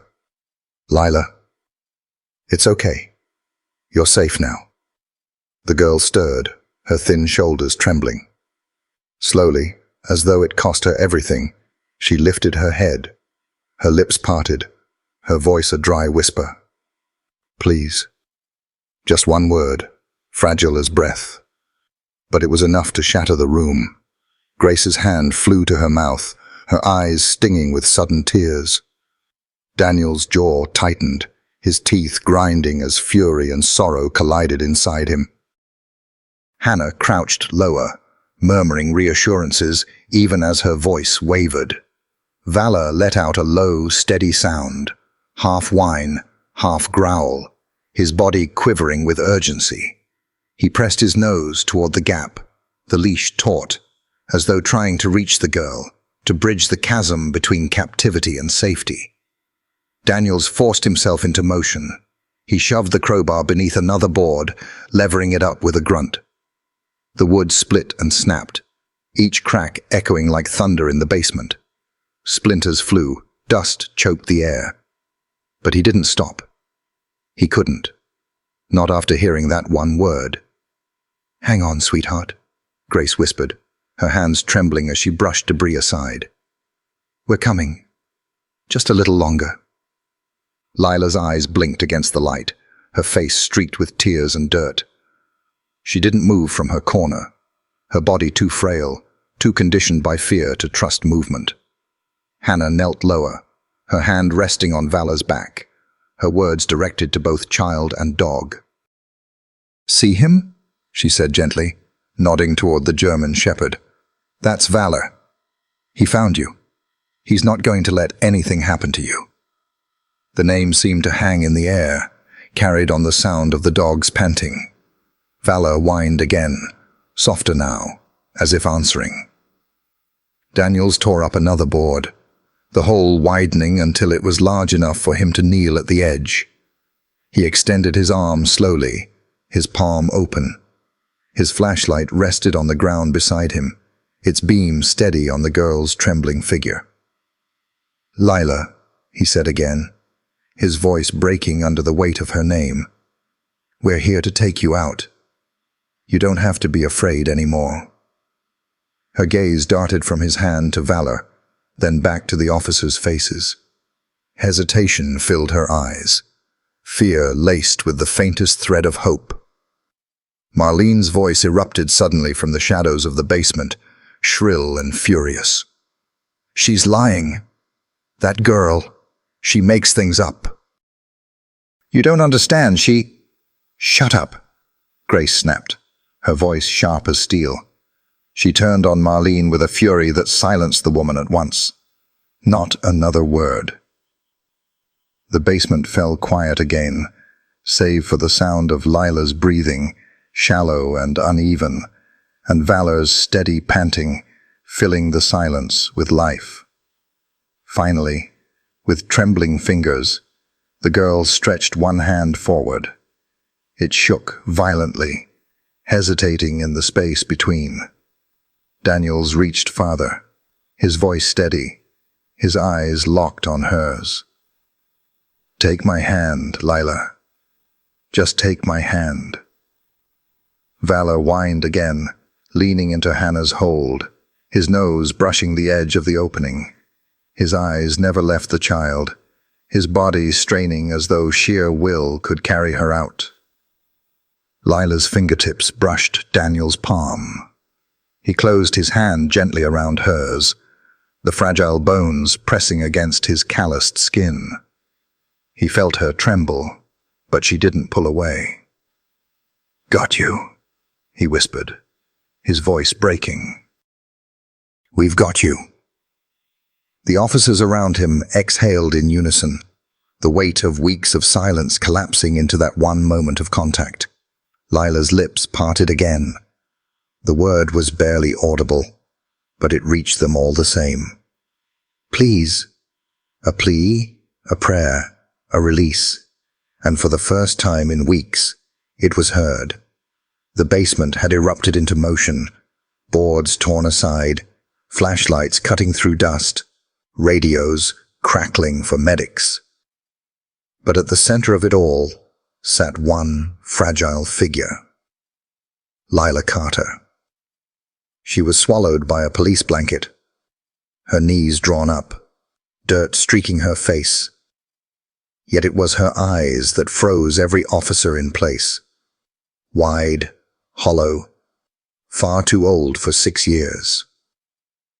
Valor lay close, chin on his paws, amber gaze fixed on her. His stillness radiated protection, as if his very breathing could steady hers. "Sweetheart, you're safe now," Grace Holloway murmured, adjusting the blanket around her shoulders. Lila's lips parted. The sound was barely a rasp. Hannah leaned closer. "What is it, Lila?" Her throat worked, as if unused to speech. Finally, in a whisper so faint it nearly vanished, she said, "She locks me away." The room froze. Grace's stomach twisted. "Who, sweetheart?" The child's gaze shifted to the far wall, where Marlene sat restrained, pale but defiant. Lila shrank into the blanket, voice trembling. "Her." One word, sharp, final. It cut through the basement like glass. "When Daddy goes to work," she whispered, "she puts me down there, says it's my fault, too loud, too messy, says Daddy doesn't want me." Her eyes glistened, but no tears fell. She had learned long ago that tears changed nothing. Valor whined softly, crawling closer until his nose brushed her knee. At first she flinched, then let her hand drift to his head. Her small fingers, gripped his fur, as if it were the only thing holding her together. "He doesn't know," she murmured. "Daddy doesn't know." Daniel's throat tightened. He thought of his own daughter and forced his voice steady. "We know now, Lila. We believe you." The child rocked slightly, a motion born of countless nights in the dark. "She leaves me bread sometimes, and water, but only when she wants. Sometimes. She forgets." Her whisper cracked. "Sometimes I think she wants me to disappear." The officers exchanged pained glances. Grace closed her eyes, fighting tears. Hannah stroked the dirt from Lila's forehead. "Not anymore," she whispered. "You'll never be forgotten again." "Promise?" the girl asked. "Promise," Hannah said firmly. From across the basement, Marlene spat. "She's lying. You can't believe." Her words died under Valor's growl. Low, steady, vibrating through the room like judgment. Marlene's mouth snapped shut. Lila pressed her face into the shepherd's fur, her muffled words breaking the silence. "I didn't think anyone would come." Daniels laid a hand on her shoulder. "We came," he said roughly. "And we're not leaving without you." For the first time, a sob escaped her, a fragile sound, as if something long held had finally cracked. Hannah whispered, stroking Valor's coat where Lila's hand clung. "He found you, and now you're free." The girl's lips trembled. "Please, don't make me go back." Grace pulled the blanket tighter, her vow fierce. "You won't. Not ever again." Lila's trembling eased, just slightly, as Valor's steady breathing lulled her toward safety. But in the corner stood Marlene. Her polished mask of composure was fractured, yet she clung to it with venom. "This is a mistake," she spat. "That girl makes up stories. Always has. Troubled because of you." Grace shot back. Marlene's eyes didn't meet hers. They locked instead on Valor, who had risen to his feet, body angled toward her, hackles raised, growl thrumming through the basement. Her gaze narrowed, raw hatred spilling through her fractured calm. She despised the dog more than the officers. He had undone her carefully built world. Daniel stepped forward, cuffs in hand. "Marlene Carter, you're under arrest." She lurched, voice rising in shrill desperation. "No, you don't understand. I was protecting her. She lies. She ruins everything." Grace's words cut sharp as steel. "You locked her under the floor. That's not protection. It's abuse." Daniel snapped the cuffs around her wrists. The metallic click echoed like a verdict. Marlene flinched, but her eyes clung to Valor. "You think you're a hero," she hissed at him. "But you're nothing. Just an animal." Yet fear edged her voice. Her power was gone, stripped away by the very creature she despised. The officers marched her upstairs, her denials unraveling into a hollow litany. It was for her own good. She needed discipline. When the front door swung open, the night air rushed in. Neighbors lined the sidewalks, faces pale in flashing red and blue. Mrs. Jennings stood at the front, her hand pressed to her mouth. She had been the one to call. Now her fears stood confirmed. Gasps rippled as they saw the child, frail, bruised, swallowed by a blanket. "Dear God," someone whispered. She was there, the whole time. No one spoke to Marlene. The silence that had once shielded her now condemned her. She tried again, voice desperate, clawing. "You're all fools. You don't know what she's like." But her words fell flat. Valor padded onto the porch, eyes locked on her, growling, vibrating in the night. For the first time, she looked away, not from shame, but because she could not face him. The patrol car swallowed her protests with a slam of the door. The vehicle pulled away, its lights painting the crowd in accusation and relief. And all eyes turned, not to Marlene, but to the child in Grace's arms and the shepherd at her side. The mask was gone, the lie shattered, and in its place stood truth, harsh, undeniable, and finally free. Just then, headlights tore into the driveway. Daniel Carter's car skidded to a stop, gravel scattering. He stumbled out, face stricken, eyes darting between cruisers, neighbors, and the flashing lights. The call still echoed in his ears. "It's Lila. The police. You need to come home now." He stumbled from the driver's seat, his tie loosened, his shirt wrinkled, his breath ragged from both the drive and the dread that had coiled tight in his chest. He pushed through the cluster of neighbors gathered on the sidewalk, their whispers slicing into him as he passed. He heard words like basement, hidden, and child, but none of them made sense. None of them could be real. When he reached the porch, his knees nearly buckled. There she was. His little girl, wrapped in a heavy blanket, her face pale beneath the porch light. She looked impossibly small, her arms clutching the fabric as though it were the only barrier between her and the world.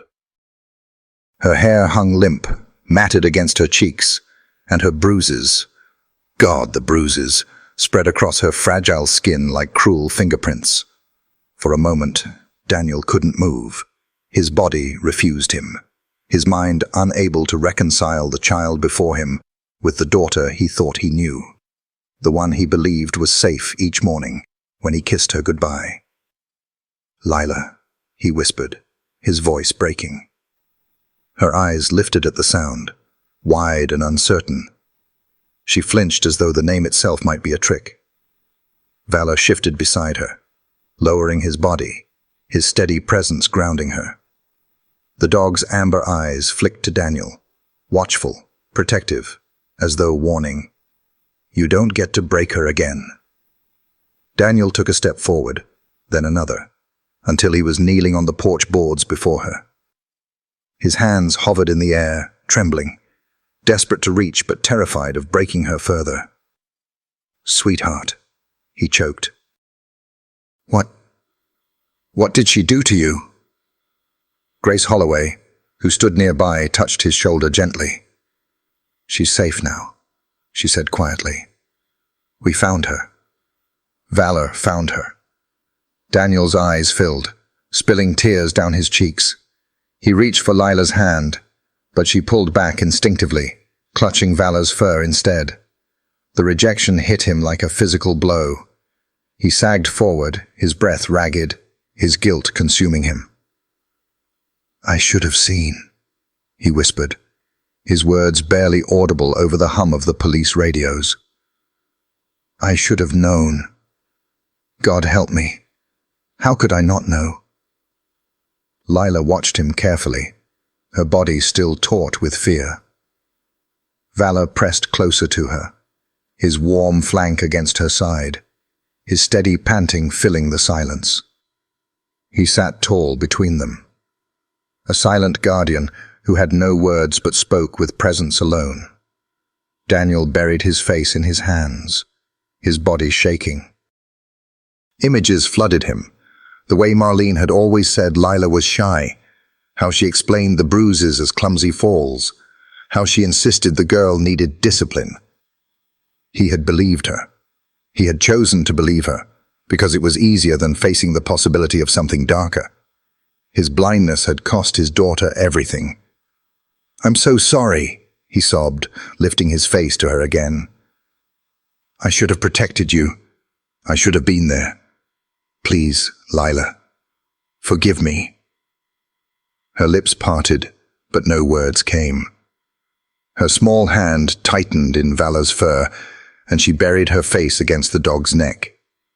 The message was clear. She trusted him, the dog, more than her own father.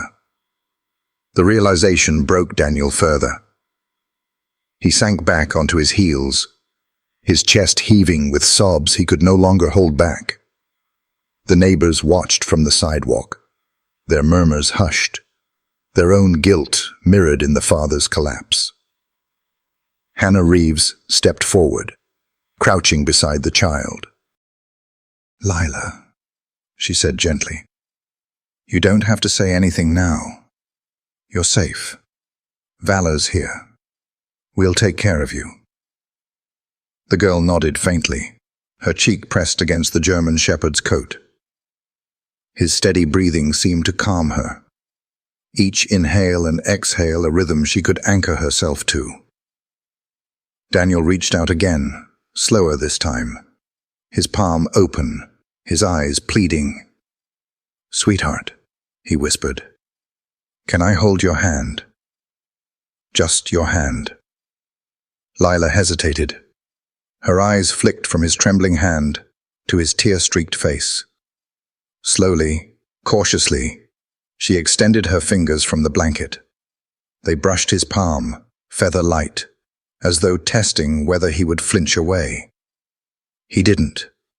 He clasped them gently, so gently it was more a resting of hands than a grip. His tears fell onto her small knuckles, hot against her cold skin. "I'm here," he promised, his voice shaking. "I won't look away again." Never again. Vala exhaled a soft whine, his body shifting to allow the smallest space between them. It was as if the dog himself had judged the father and allowed him, just barely, to bridge the distance. Daniel leaned closer, his forehead brushing the top of Lila's head. His sobs quieted, but the guilt still burned in his chest, a wound he knew would never fully heal. Around them, the night carried on, radios crackling, neighbors whispering, the patrol car carrying Marlene away. But on the porch, time felt suspended. A father's collapse had met a child's fragile survival, and between them sat a dog whose silent loyalty had forced the truth into the light.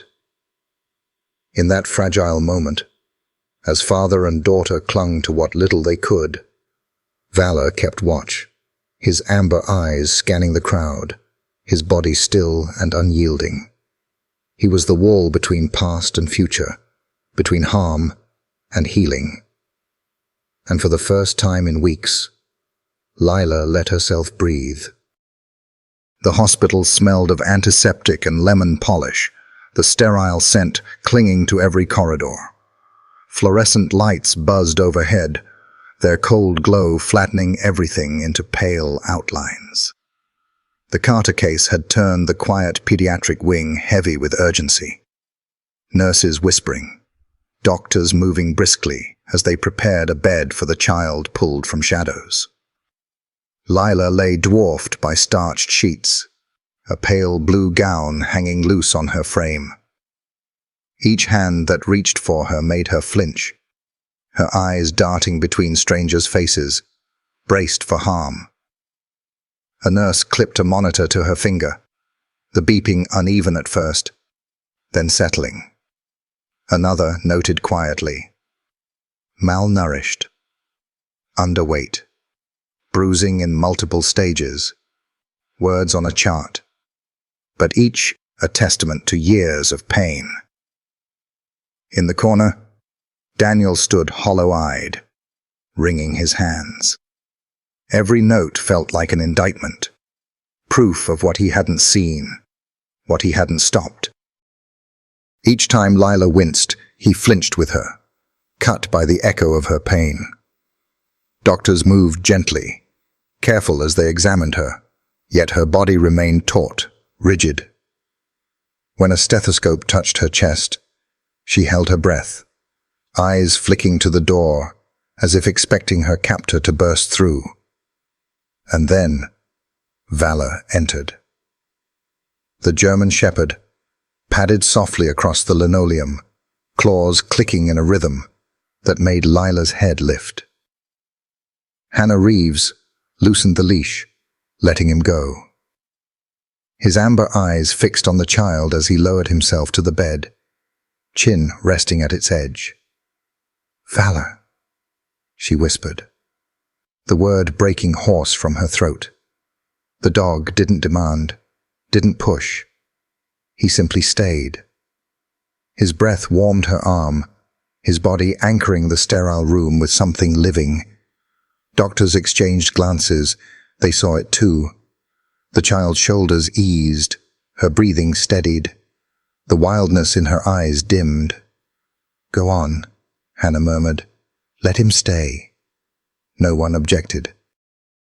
Lila's trembling hand reached from the blanket, sinking into Valor's fur. The corners of her mouth curved faintly, the first fragile trace of peace. Her pulse stabilized, her breathing calmed.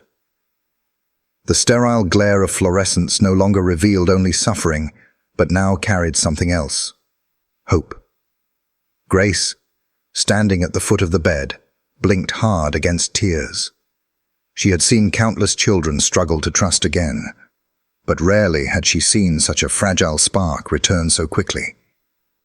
And it had not come from adults, not from promises, but from the silent weight of a dog's loyalty. Daniel's throat constricted.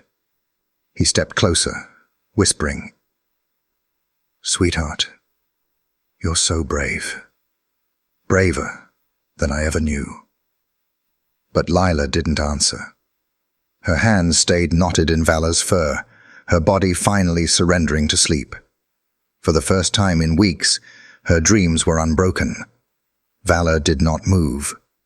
His ears twitched at hallway sounds, but his focus never left her. Doctors dimmed the lights, machines hummed in soft rhythm, and the worst of the exam was over. "He saved her twice tonight," Grace murmured. "First by finding her, and now by letting her rest." Hannah stroked Valor's back. "He won't leave her. Not until she knows she's safe." Hours passed. Nurses slipped in and out, adjusting IVs, checking vitals. Each time, Lila stirred, her hand tightening around Valor's fur. Each time, the shepherd lifted his head, watchful until the hands withdrew, then settled back again. By dawn, the room was cocooned in stillness. Rain tapped gently at the windows. Daniel had not moved from her side, his hand hovering near hers, but never quite daring to close the distance. The wedge Marlene had driven between them, the silence he had allowed, had made every gesture unfamiliar. Yet now, with his daughter breathing softly before him, he felt the weight of every missed moment pressing against his chest. Finally, he reached out. Her hand was so light, her skin fragile. Tears blurred his eyes. "Sweetheart, I should have seen it. I should have known." Her lashes fluttered. She looked at him, uncertain, as though unsure if this figure was real or another dream. Silence stretched heavy between them.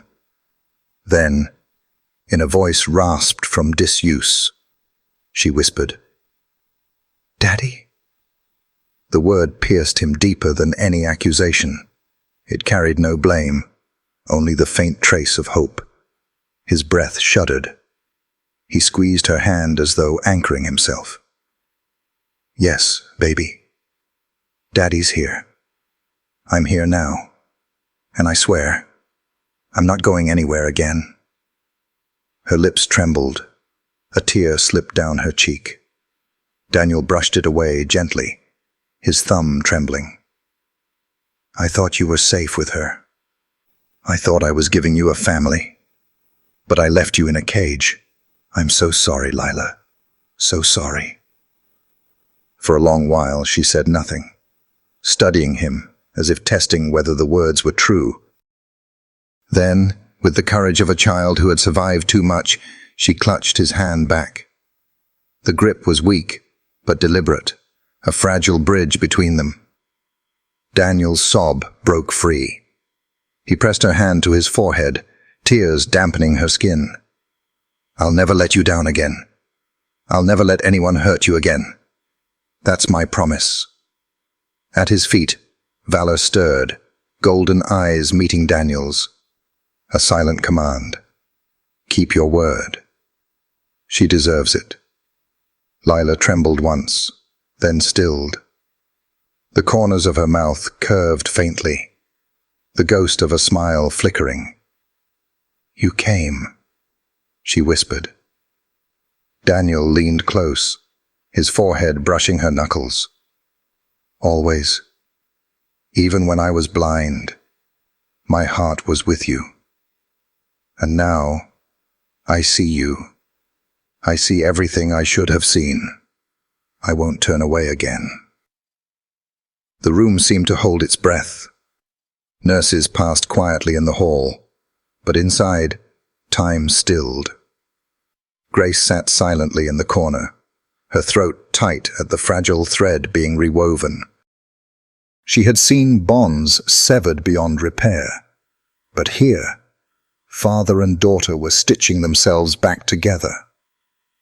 Daniel pulled his chair closer, never letting go of her hand. In a trembling voice, he told her stories. Her first day in the hospital, the pink ribbon she once insisted he tie into her hair, the way she used to laugh when he lifted her high into the air. Memories spilled out like penance, each an offering to the daughter who had been denied his presence for too long. Lila listened with heavy eyelids. She didn't speak much, but every so often, her fingers twitched against his, as if stitching those memories into her own.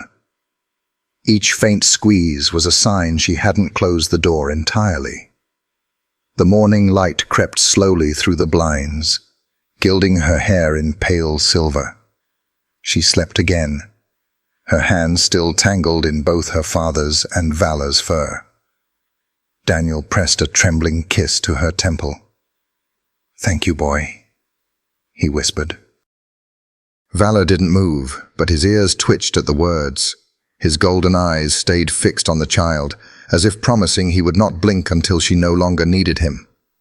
And for the first time since captivity, Lila Carter slept without fear, because Valor was there, her guardian in both waking and dreams. The courthouse steps, once a place of quiet routine, now thundered with noise. Cameras flashed in relentless bursts, microphones thrust forward like weapons, reporters shouting over one another until the air itself seemed to vibrate.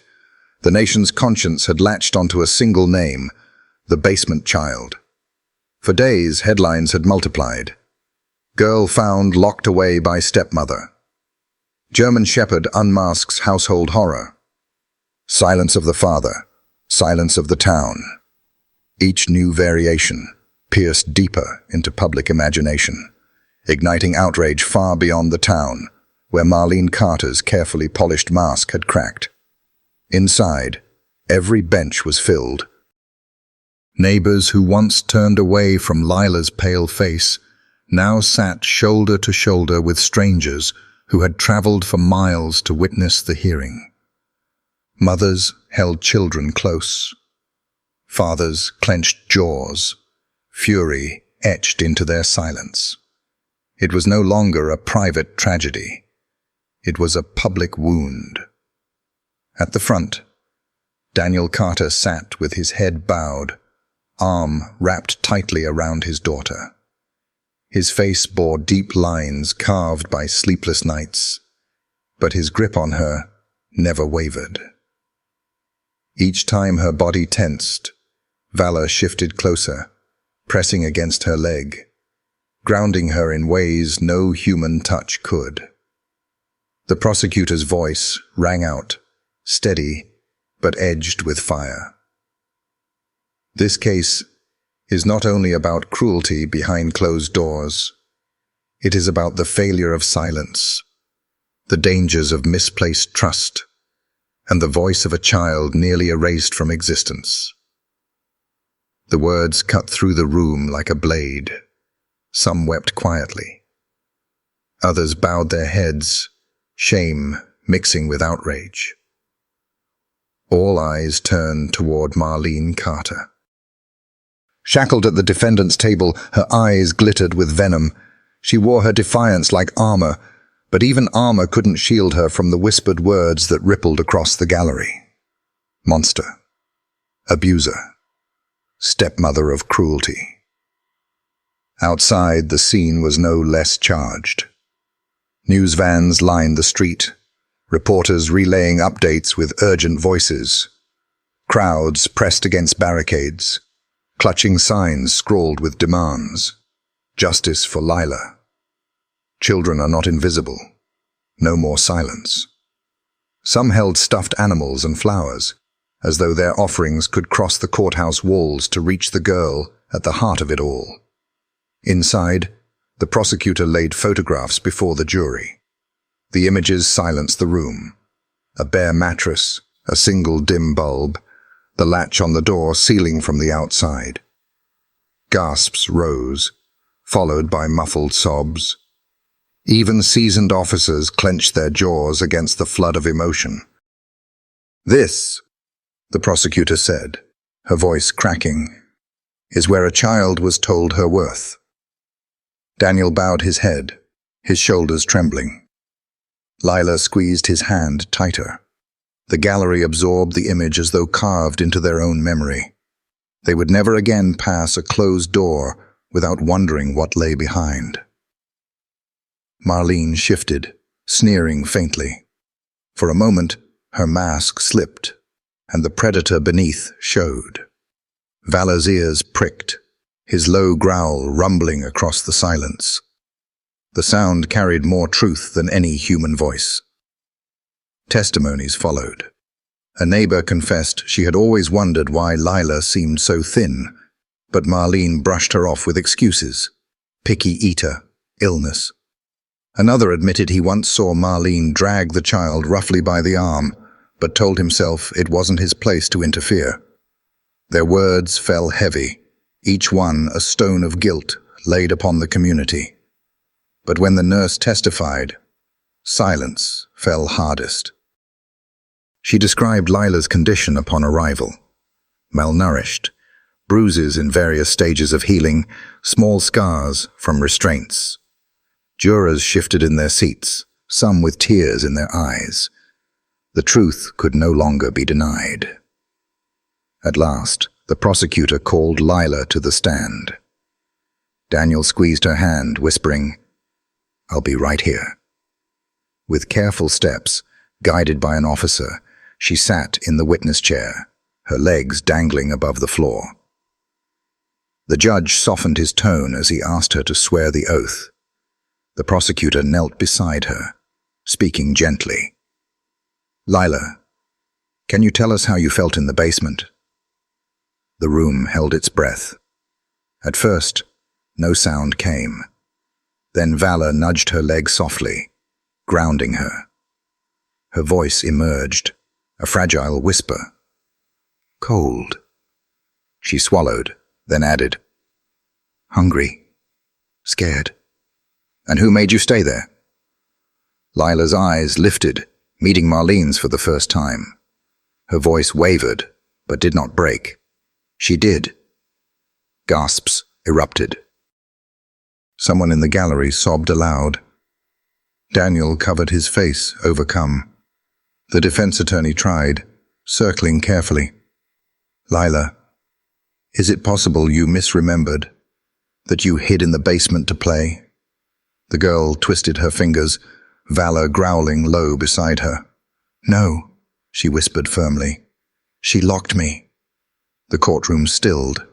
Her words, though soft, had the force of a gavel. By day's end, the prosecution had built its case. Photographs, medical reports, testimonies. Each piece added weight until even Marlene's stone face flickered with cracks. The jury returned swiftly. The forewoman's voice was steady. "We, the jury, Find the defendant, Marlene Carter, guilty on all counts. A gasp swept the gallery. Some wept openly. Others pressed hands to mouths. Daniel felt air rush into lungs that had forgotten how to breathe. Beside him, Lila's shoulders loosened, a faint exhale escaping her lips, as if a ghost had been released. The gavel fell, final and absolute. Guilty of felony child abuse, unlawful imprisonment, and reckless endangerment. For the first time, Marlene's eyes flickered, not with remorse, but with the recognition that her control had ended. The courtroom exhaled as one. Yet, beneath the relief, a heavier truth lingered. Why had no one acted sooner? Neighbors shifted uncomfortably. They had seen the signs. A thin frame, a bruised arm, a child too quiet. They had told themselves it wasn't their business. Now, those excuses clung to them like chains. The prosecutor gathered her files, her final words cutting deeper than any verdict. Justice is not only about punishing those who harm. It is about recognizing our own silence. This community must carry that responsibility too. Reporters scribbled furiously, headlines already forming. Justice for the basement child. The silence that cost a childhood. When Daniel cupped his daughter's cheek, his hand trembling, her eyes, tired but luminous, met him. For the first time in years, there was light there. "It's over," he whispered. "She can't hurt you anymore." Lila nodded faintly, lips curving into the smallest smile. Yet when she glanced back at the gallery, she read their guilt. Even as a child, she seemed to understand. Monsters thrive not only on cruelty, but on silence. Valor pressed close, anchoring her to the present. She buried her hand in his fur, his tail brushing lightly against the floor. A promise. She was not alone. Outside, cameras flashed, microphones thrust forward, questions hurled like stones. Daniel shielded her, murmuring no comments. But her face, fragile yet unbroken, was already carried across every television screen. She had become a symbol, unwilling but undeniable. As they descended the courthouse steps, Valor leading them, one question echoed louder than the noise of reporters. Why did no one act sooner? No answer came. Perhaps it never would. Perhaps it would live on as a scar across the conscience of a community that had chosen comfort over courage. But in that moment, Lila had what mattered most. A father who would not leave again, a dog who had never faltered, and a fragile future finally hers to claim. Hand on Valor's collar, her father's arm at her back, she stepped into the light. The verdict had been spoken, the silence had been broken, and justice, however imperfect, had begun. The story spread like wildfire. Within hours of the verdict, anchors across the country repeated the same phrase with reverence. The dog who saved a child. Valor's image, amber eyes alert, massive frame steady, his stance gentle beside Lila, was plastered across front pages, news tickers, and glowing screens. Clips from the courthouse replayed endlessly. A frail girl clutching a German shepherd's fur, leaning on him as though he were shield and anchor, both. Strangers whispered her name as if she belonged to them, a niece, a daughter, a child of their own. And in every telling, Valor stood unshaken, the guardian who had not only found her, but refused to leave her side. Hashtags bloomed within hours. #Justice for Lila, #Hero, Dog Valor. Children mailed hand-drawn pictures of German shepherds with capes. Veterans sent medallions, thanking Valor for his service, as if he had worn their same uniform. Families pressed flowers against police station gates. For once, a fractured nation seemed united, not in outrage or division, but in awe of a loyalty that no training could fully explain. To the media, it was the perfect story. A broken child, a father seeking redemption, and a dog whose devotion never faltered. But for Officer Hannah Reeves, it was something deeper. She stood at the edge of the swarm, watching cameras point, not at Daniel or even Lila, but at Valor. Calm, steady, unbothered by the chaos. She remembered the first time she met him, a wide-eyed pup with ears too big for his head. He had grown into his strength, but his eyes had always held something more, a depth that seemed to see past walls. "He's always been capable of this," she told a reporter who rushed her. "Not because of training, but because of who he is. We give these dogs commands, but they give us something greater. They give us trust, and sometimes they see what we can't." Her words ran on evening broadcasts, clipped and replayed, but Hannah's own gaze stayed on Lila. For all the headlines, she knew this story wasn't just Valor's. It was about a little girl learning to breathe again. And if Valor had been her lifeline, then perhaps the nation would remember that healing often comes on 4 legs. Inside the hospital, where Lila was still under care, nurses pinned clippings of Valor to the breakroom board. "That dog's more human than half the people in this town," one whispered. Donations poured in, not just for Lila's recovery, but for K-9 programs across the state. Schools asked for Valor to visit, hoping he might stand in their gyms and teach children what loyalty looked like. But Valor remained unchanged.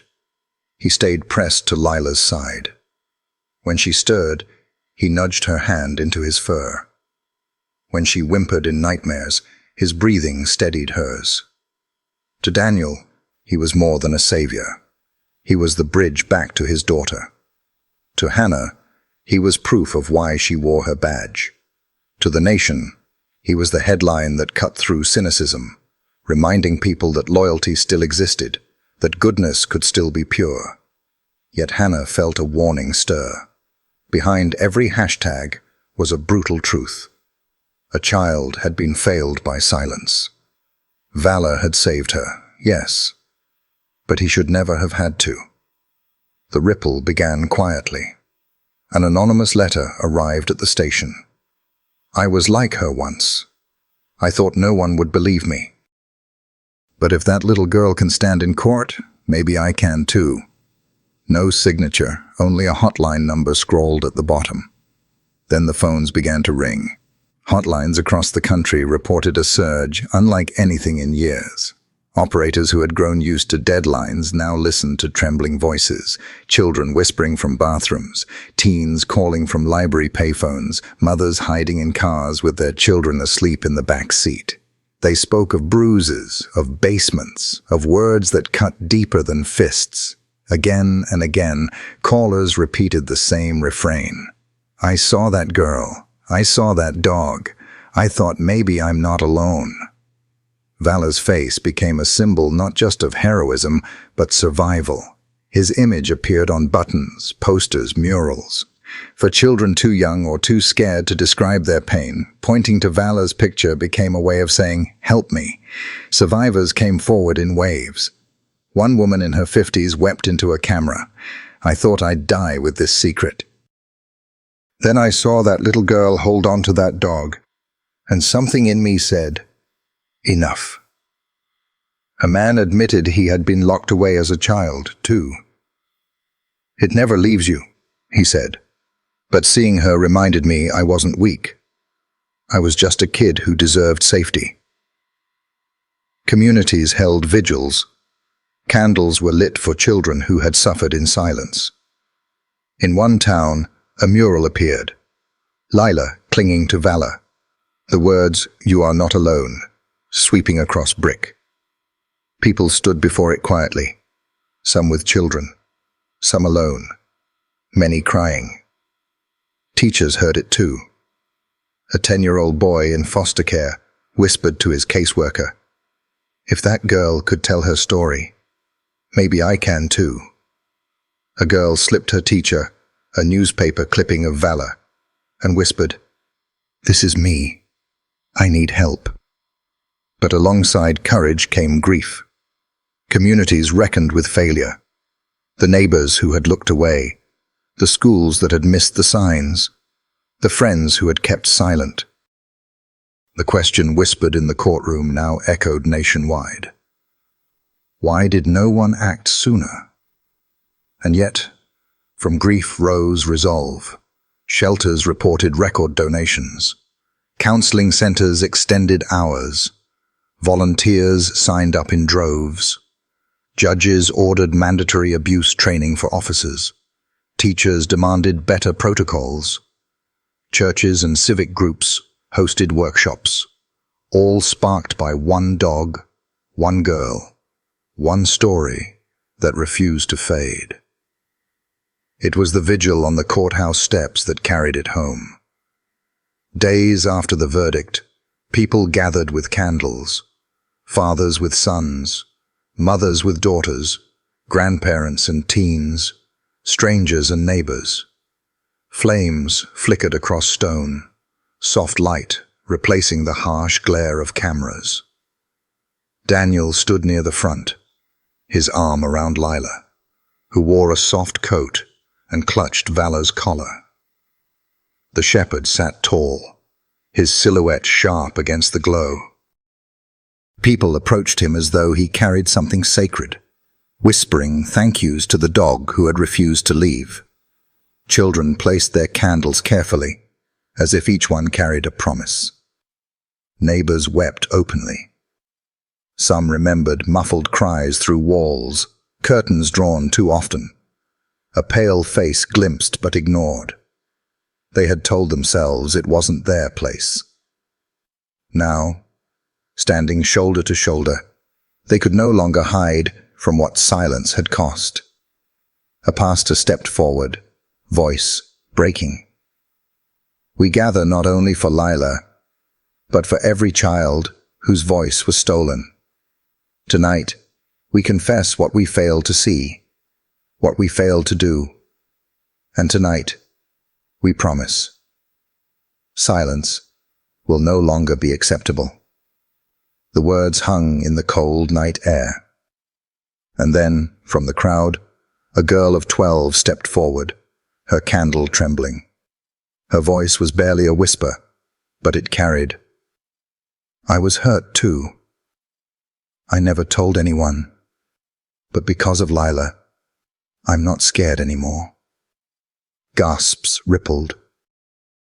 Her mother clutched her, sobbing. Others pressed closer, candles quivering with the weight of her confession. Then another voice rose, and another. Each child's words struck like matches in the dark, fragile but undeniable. Daniel held Lila tighter, tears sliding into her hair.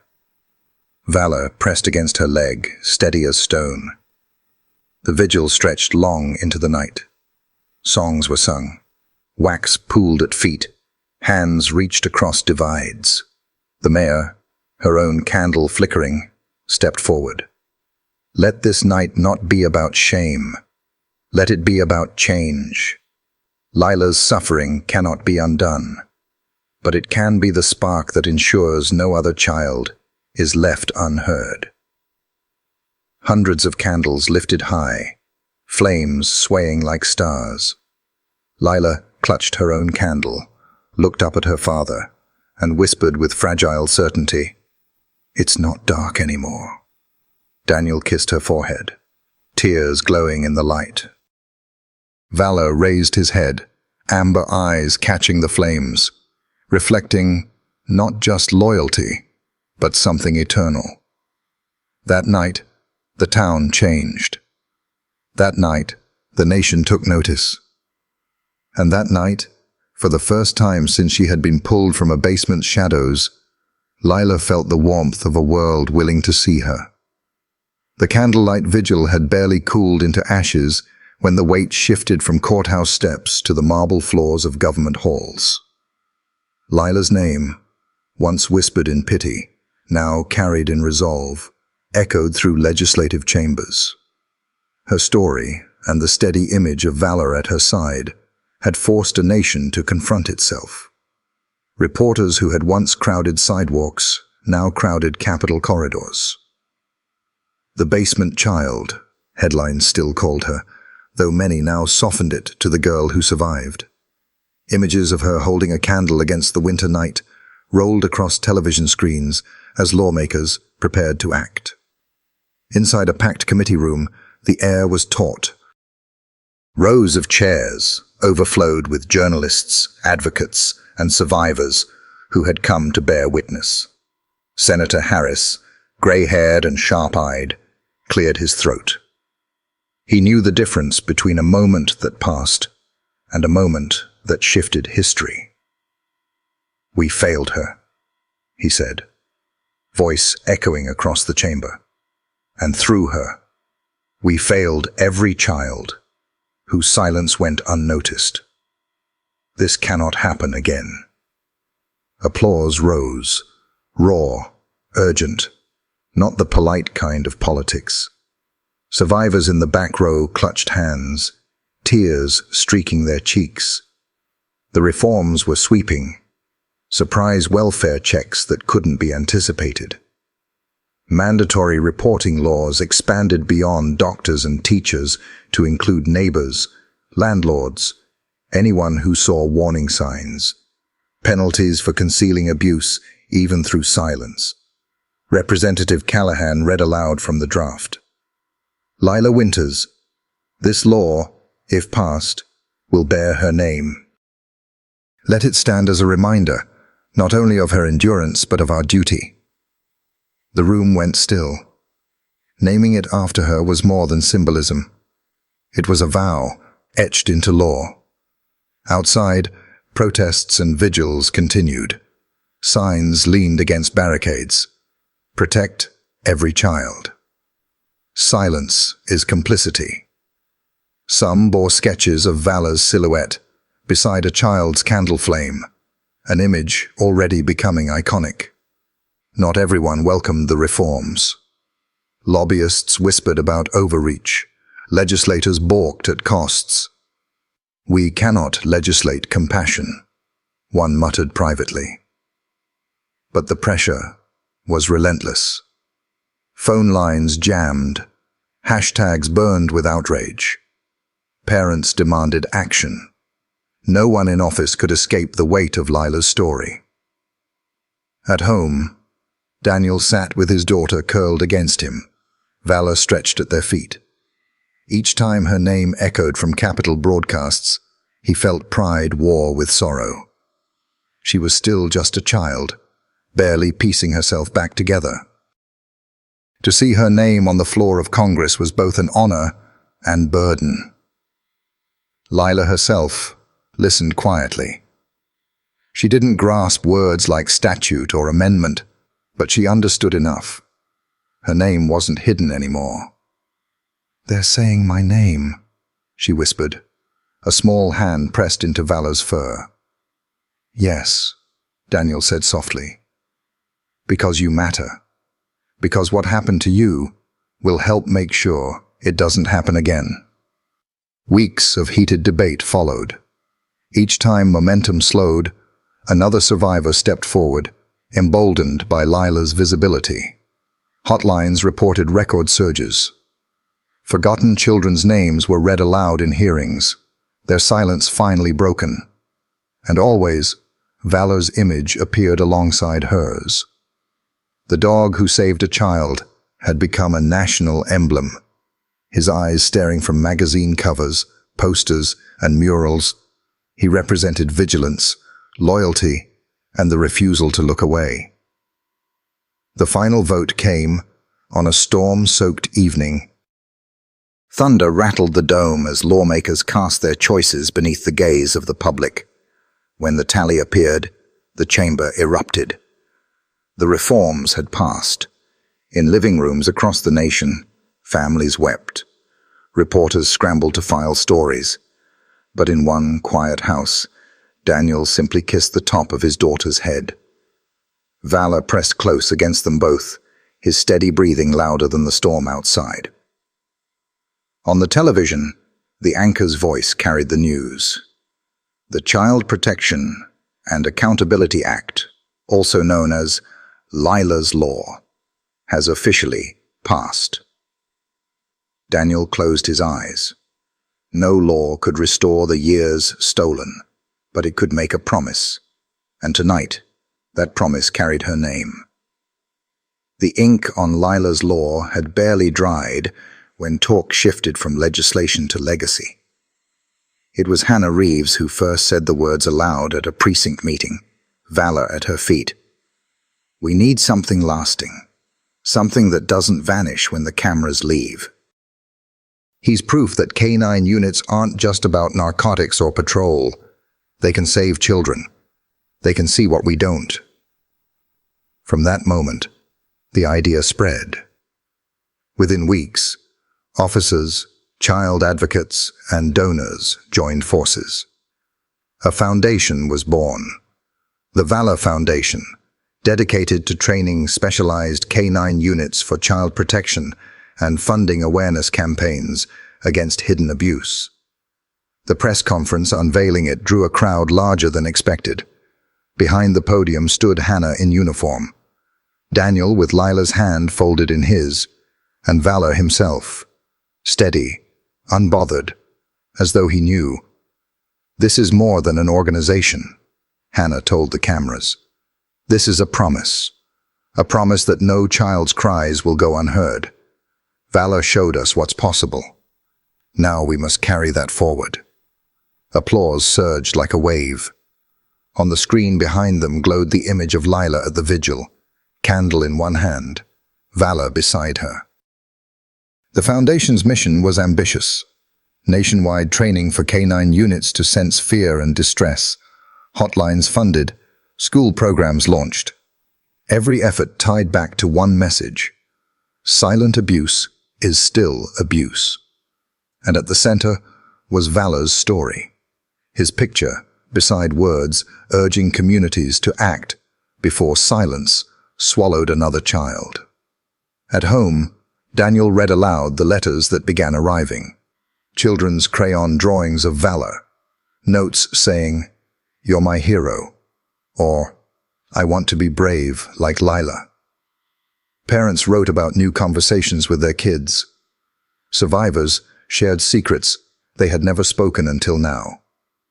One grandmother's letter struck deepest. For years, I ignored noises from the house next door. After Lila, I realized it wasn't nothing.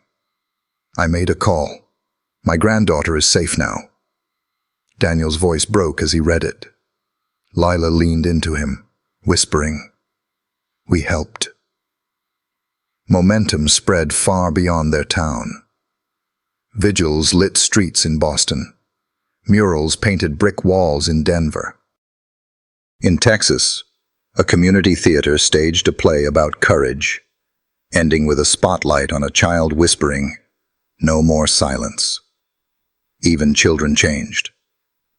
Teachers noticed students raising their hands to report concerns about friends, speaking with hesitant bravery. Some confessed their own struggles, emboldened by the idea that silence was no longer required. One evening, Hannah spoke at a town hall. Valor sat at her side. After her talk, a boy no older than 8 raised his hand. His voice trembled. "If I tell someone something bad, will a dog like him come for me too?"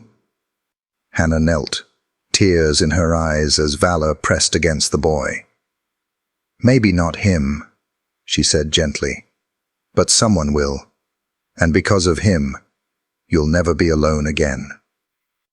The room erupted in applause, soft, reverent, like a prayer.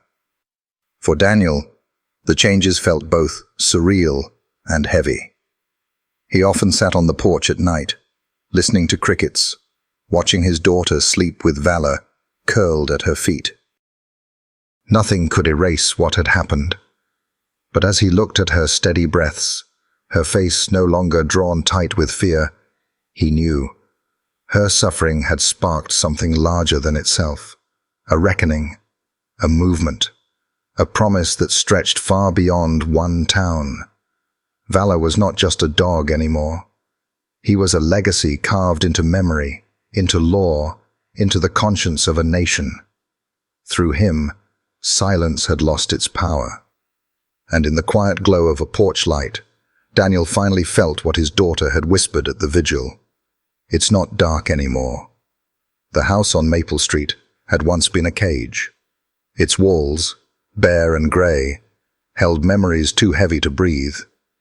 But when Daniel turned the key months later, the air was different. Neighbors had worked in silence while the trial raged, painting the siding a gentle blue, hanging new curtains, planting flowers along the porch. The stale odor that had once clung to every corner was gone. Instead, the room smelled of fresh paint and lemon polish. Lila stepped inside hesitantly. Valor pressed close against her leg. She sniffed, her brow furrowing. "It doesn't smell the same," she murmured. Daniel crouched beside her. "That's because it's yours now, not theirs." Her bedroom had been transformed, soft quilts folded across the bed. A small desk with crayons and paper.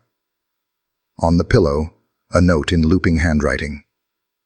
"For Lila, with love, from your new neighbors."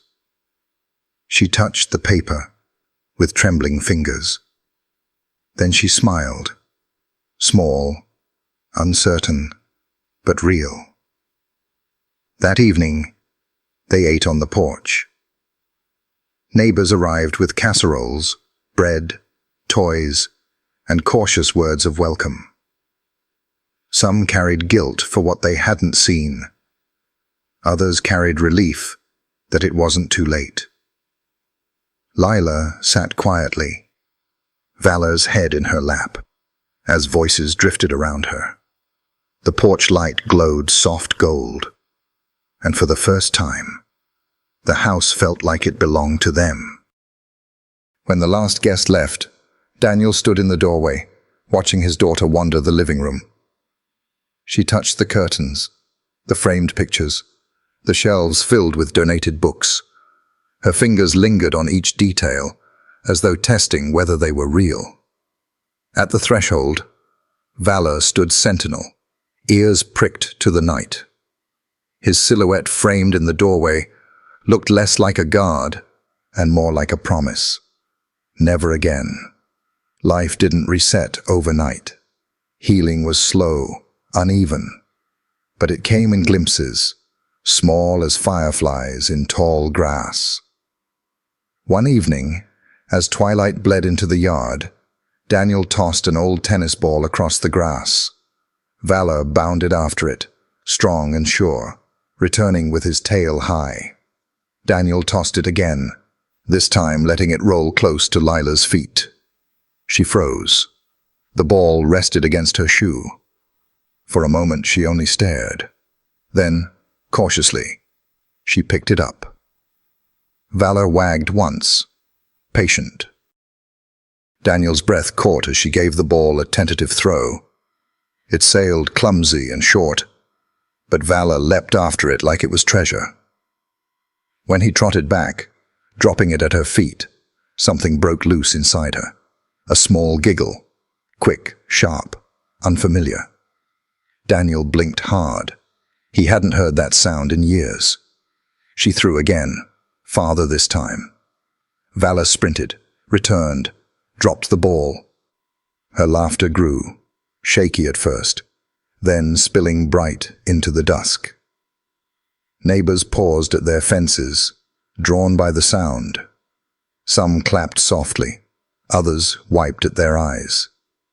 They weren't watching a game. They were watching a reclamation.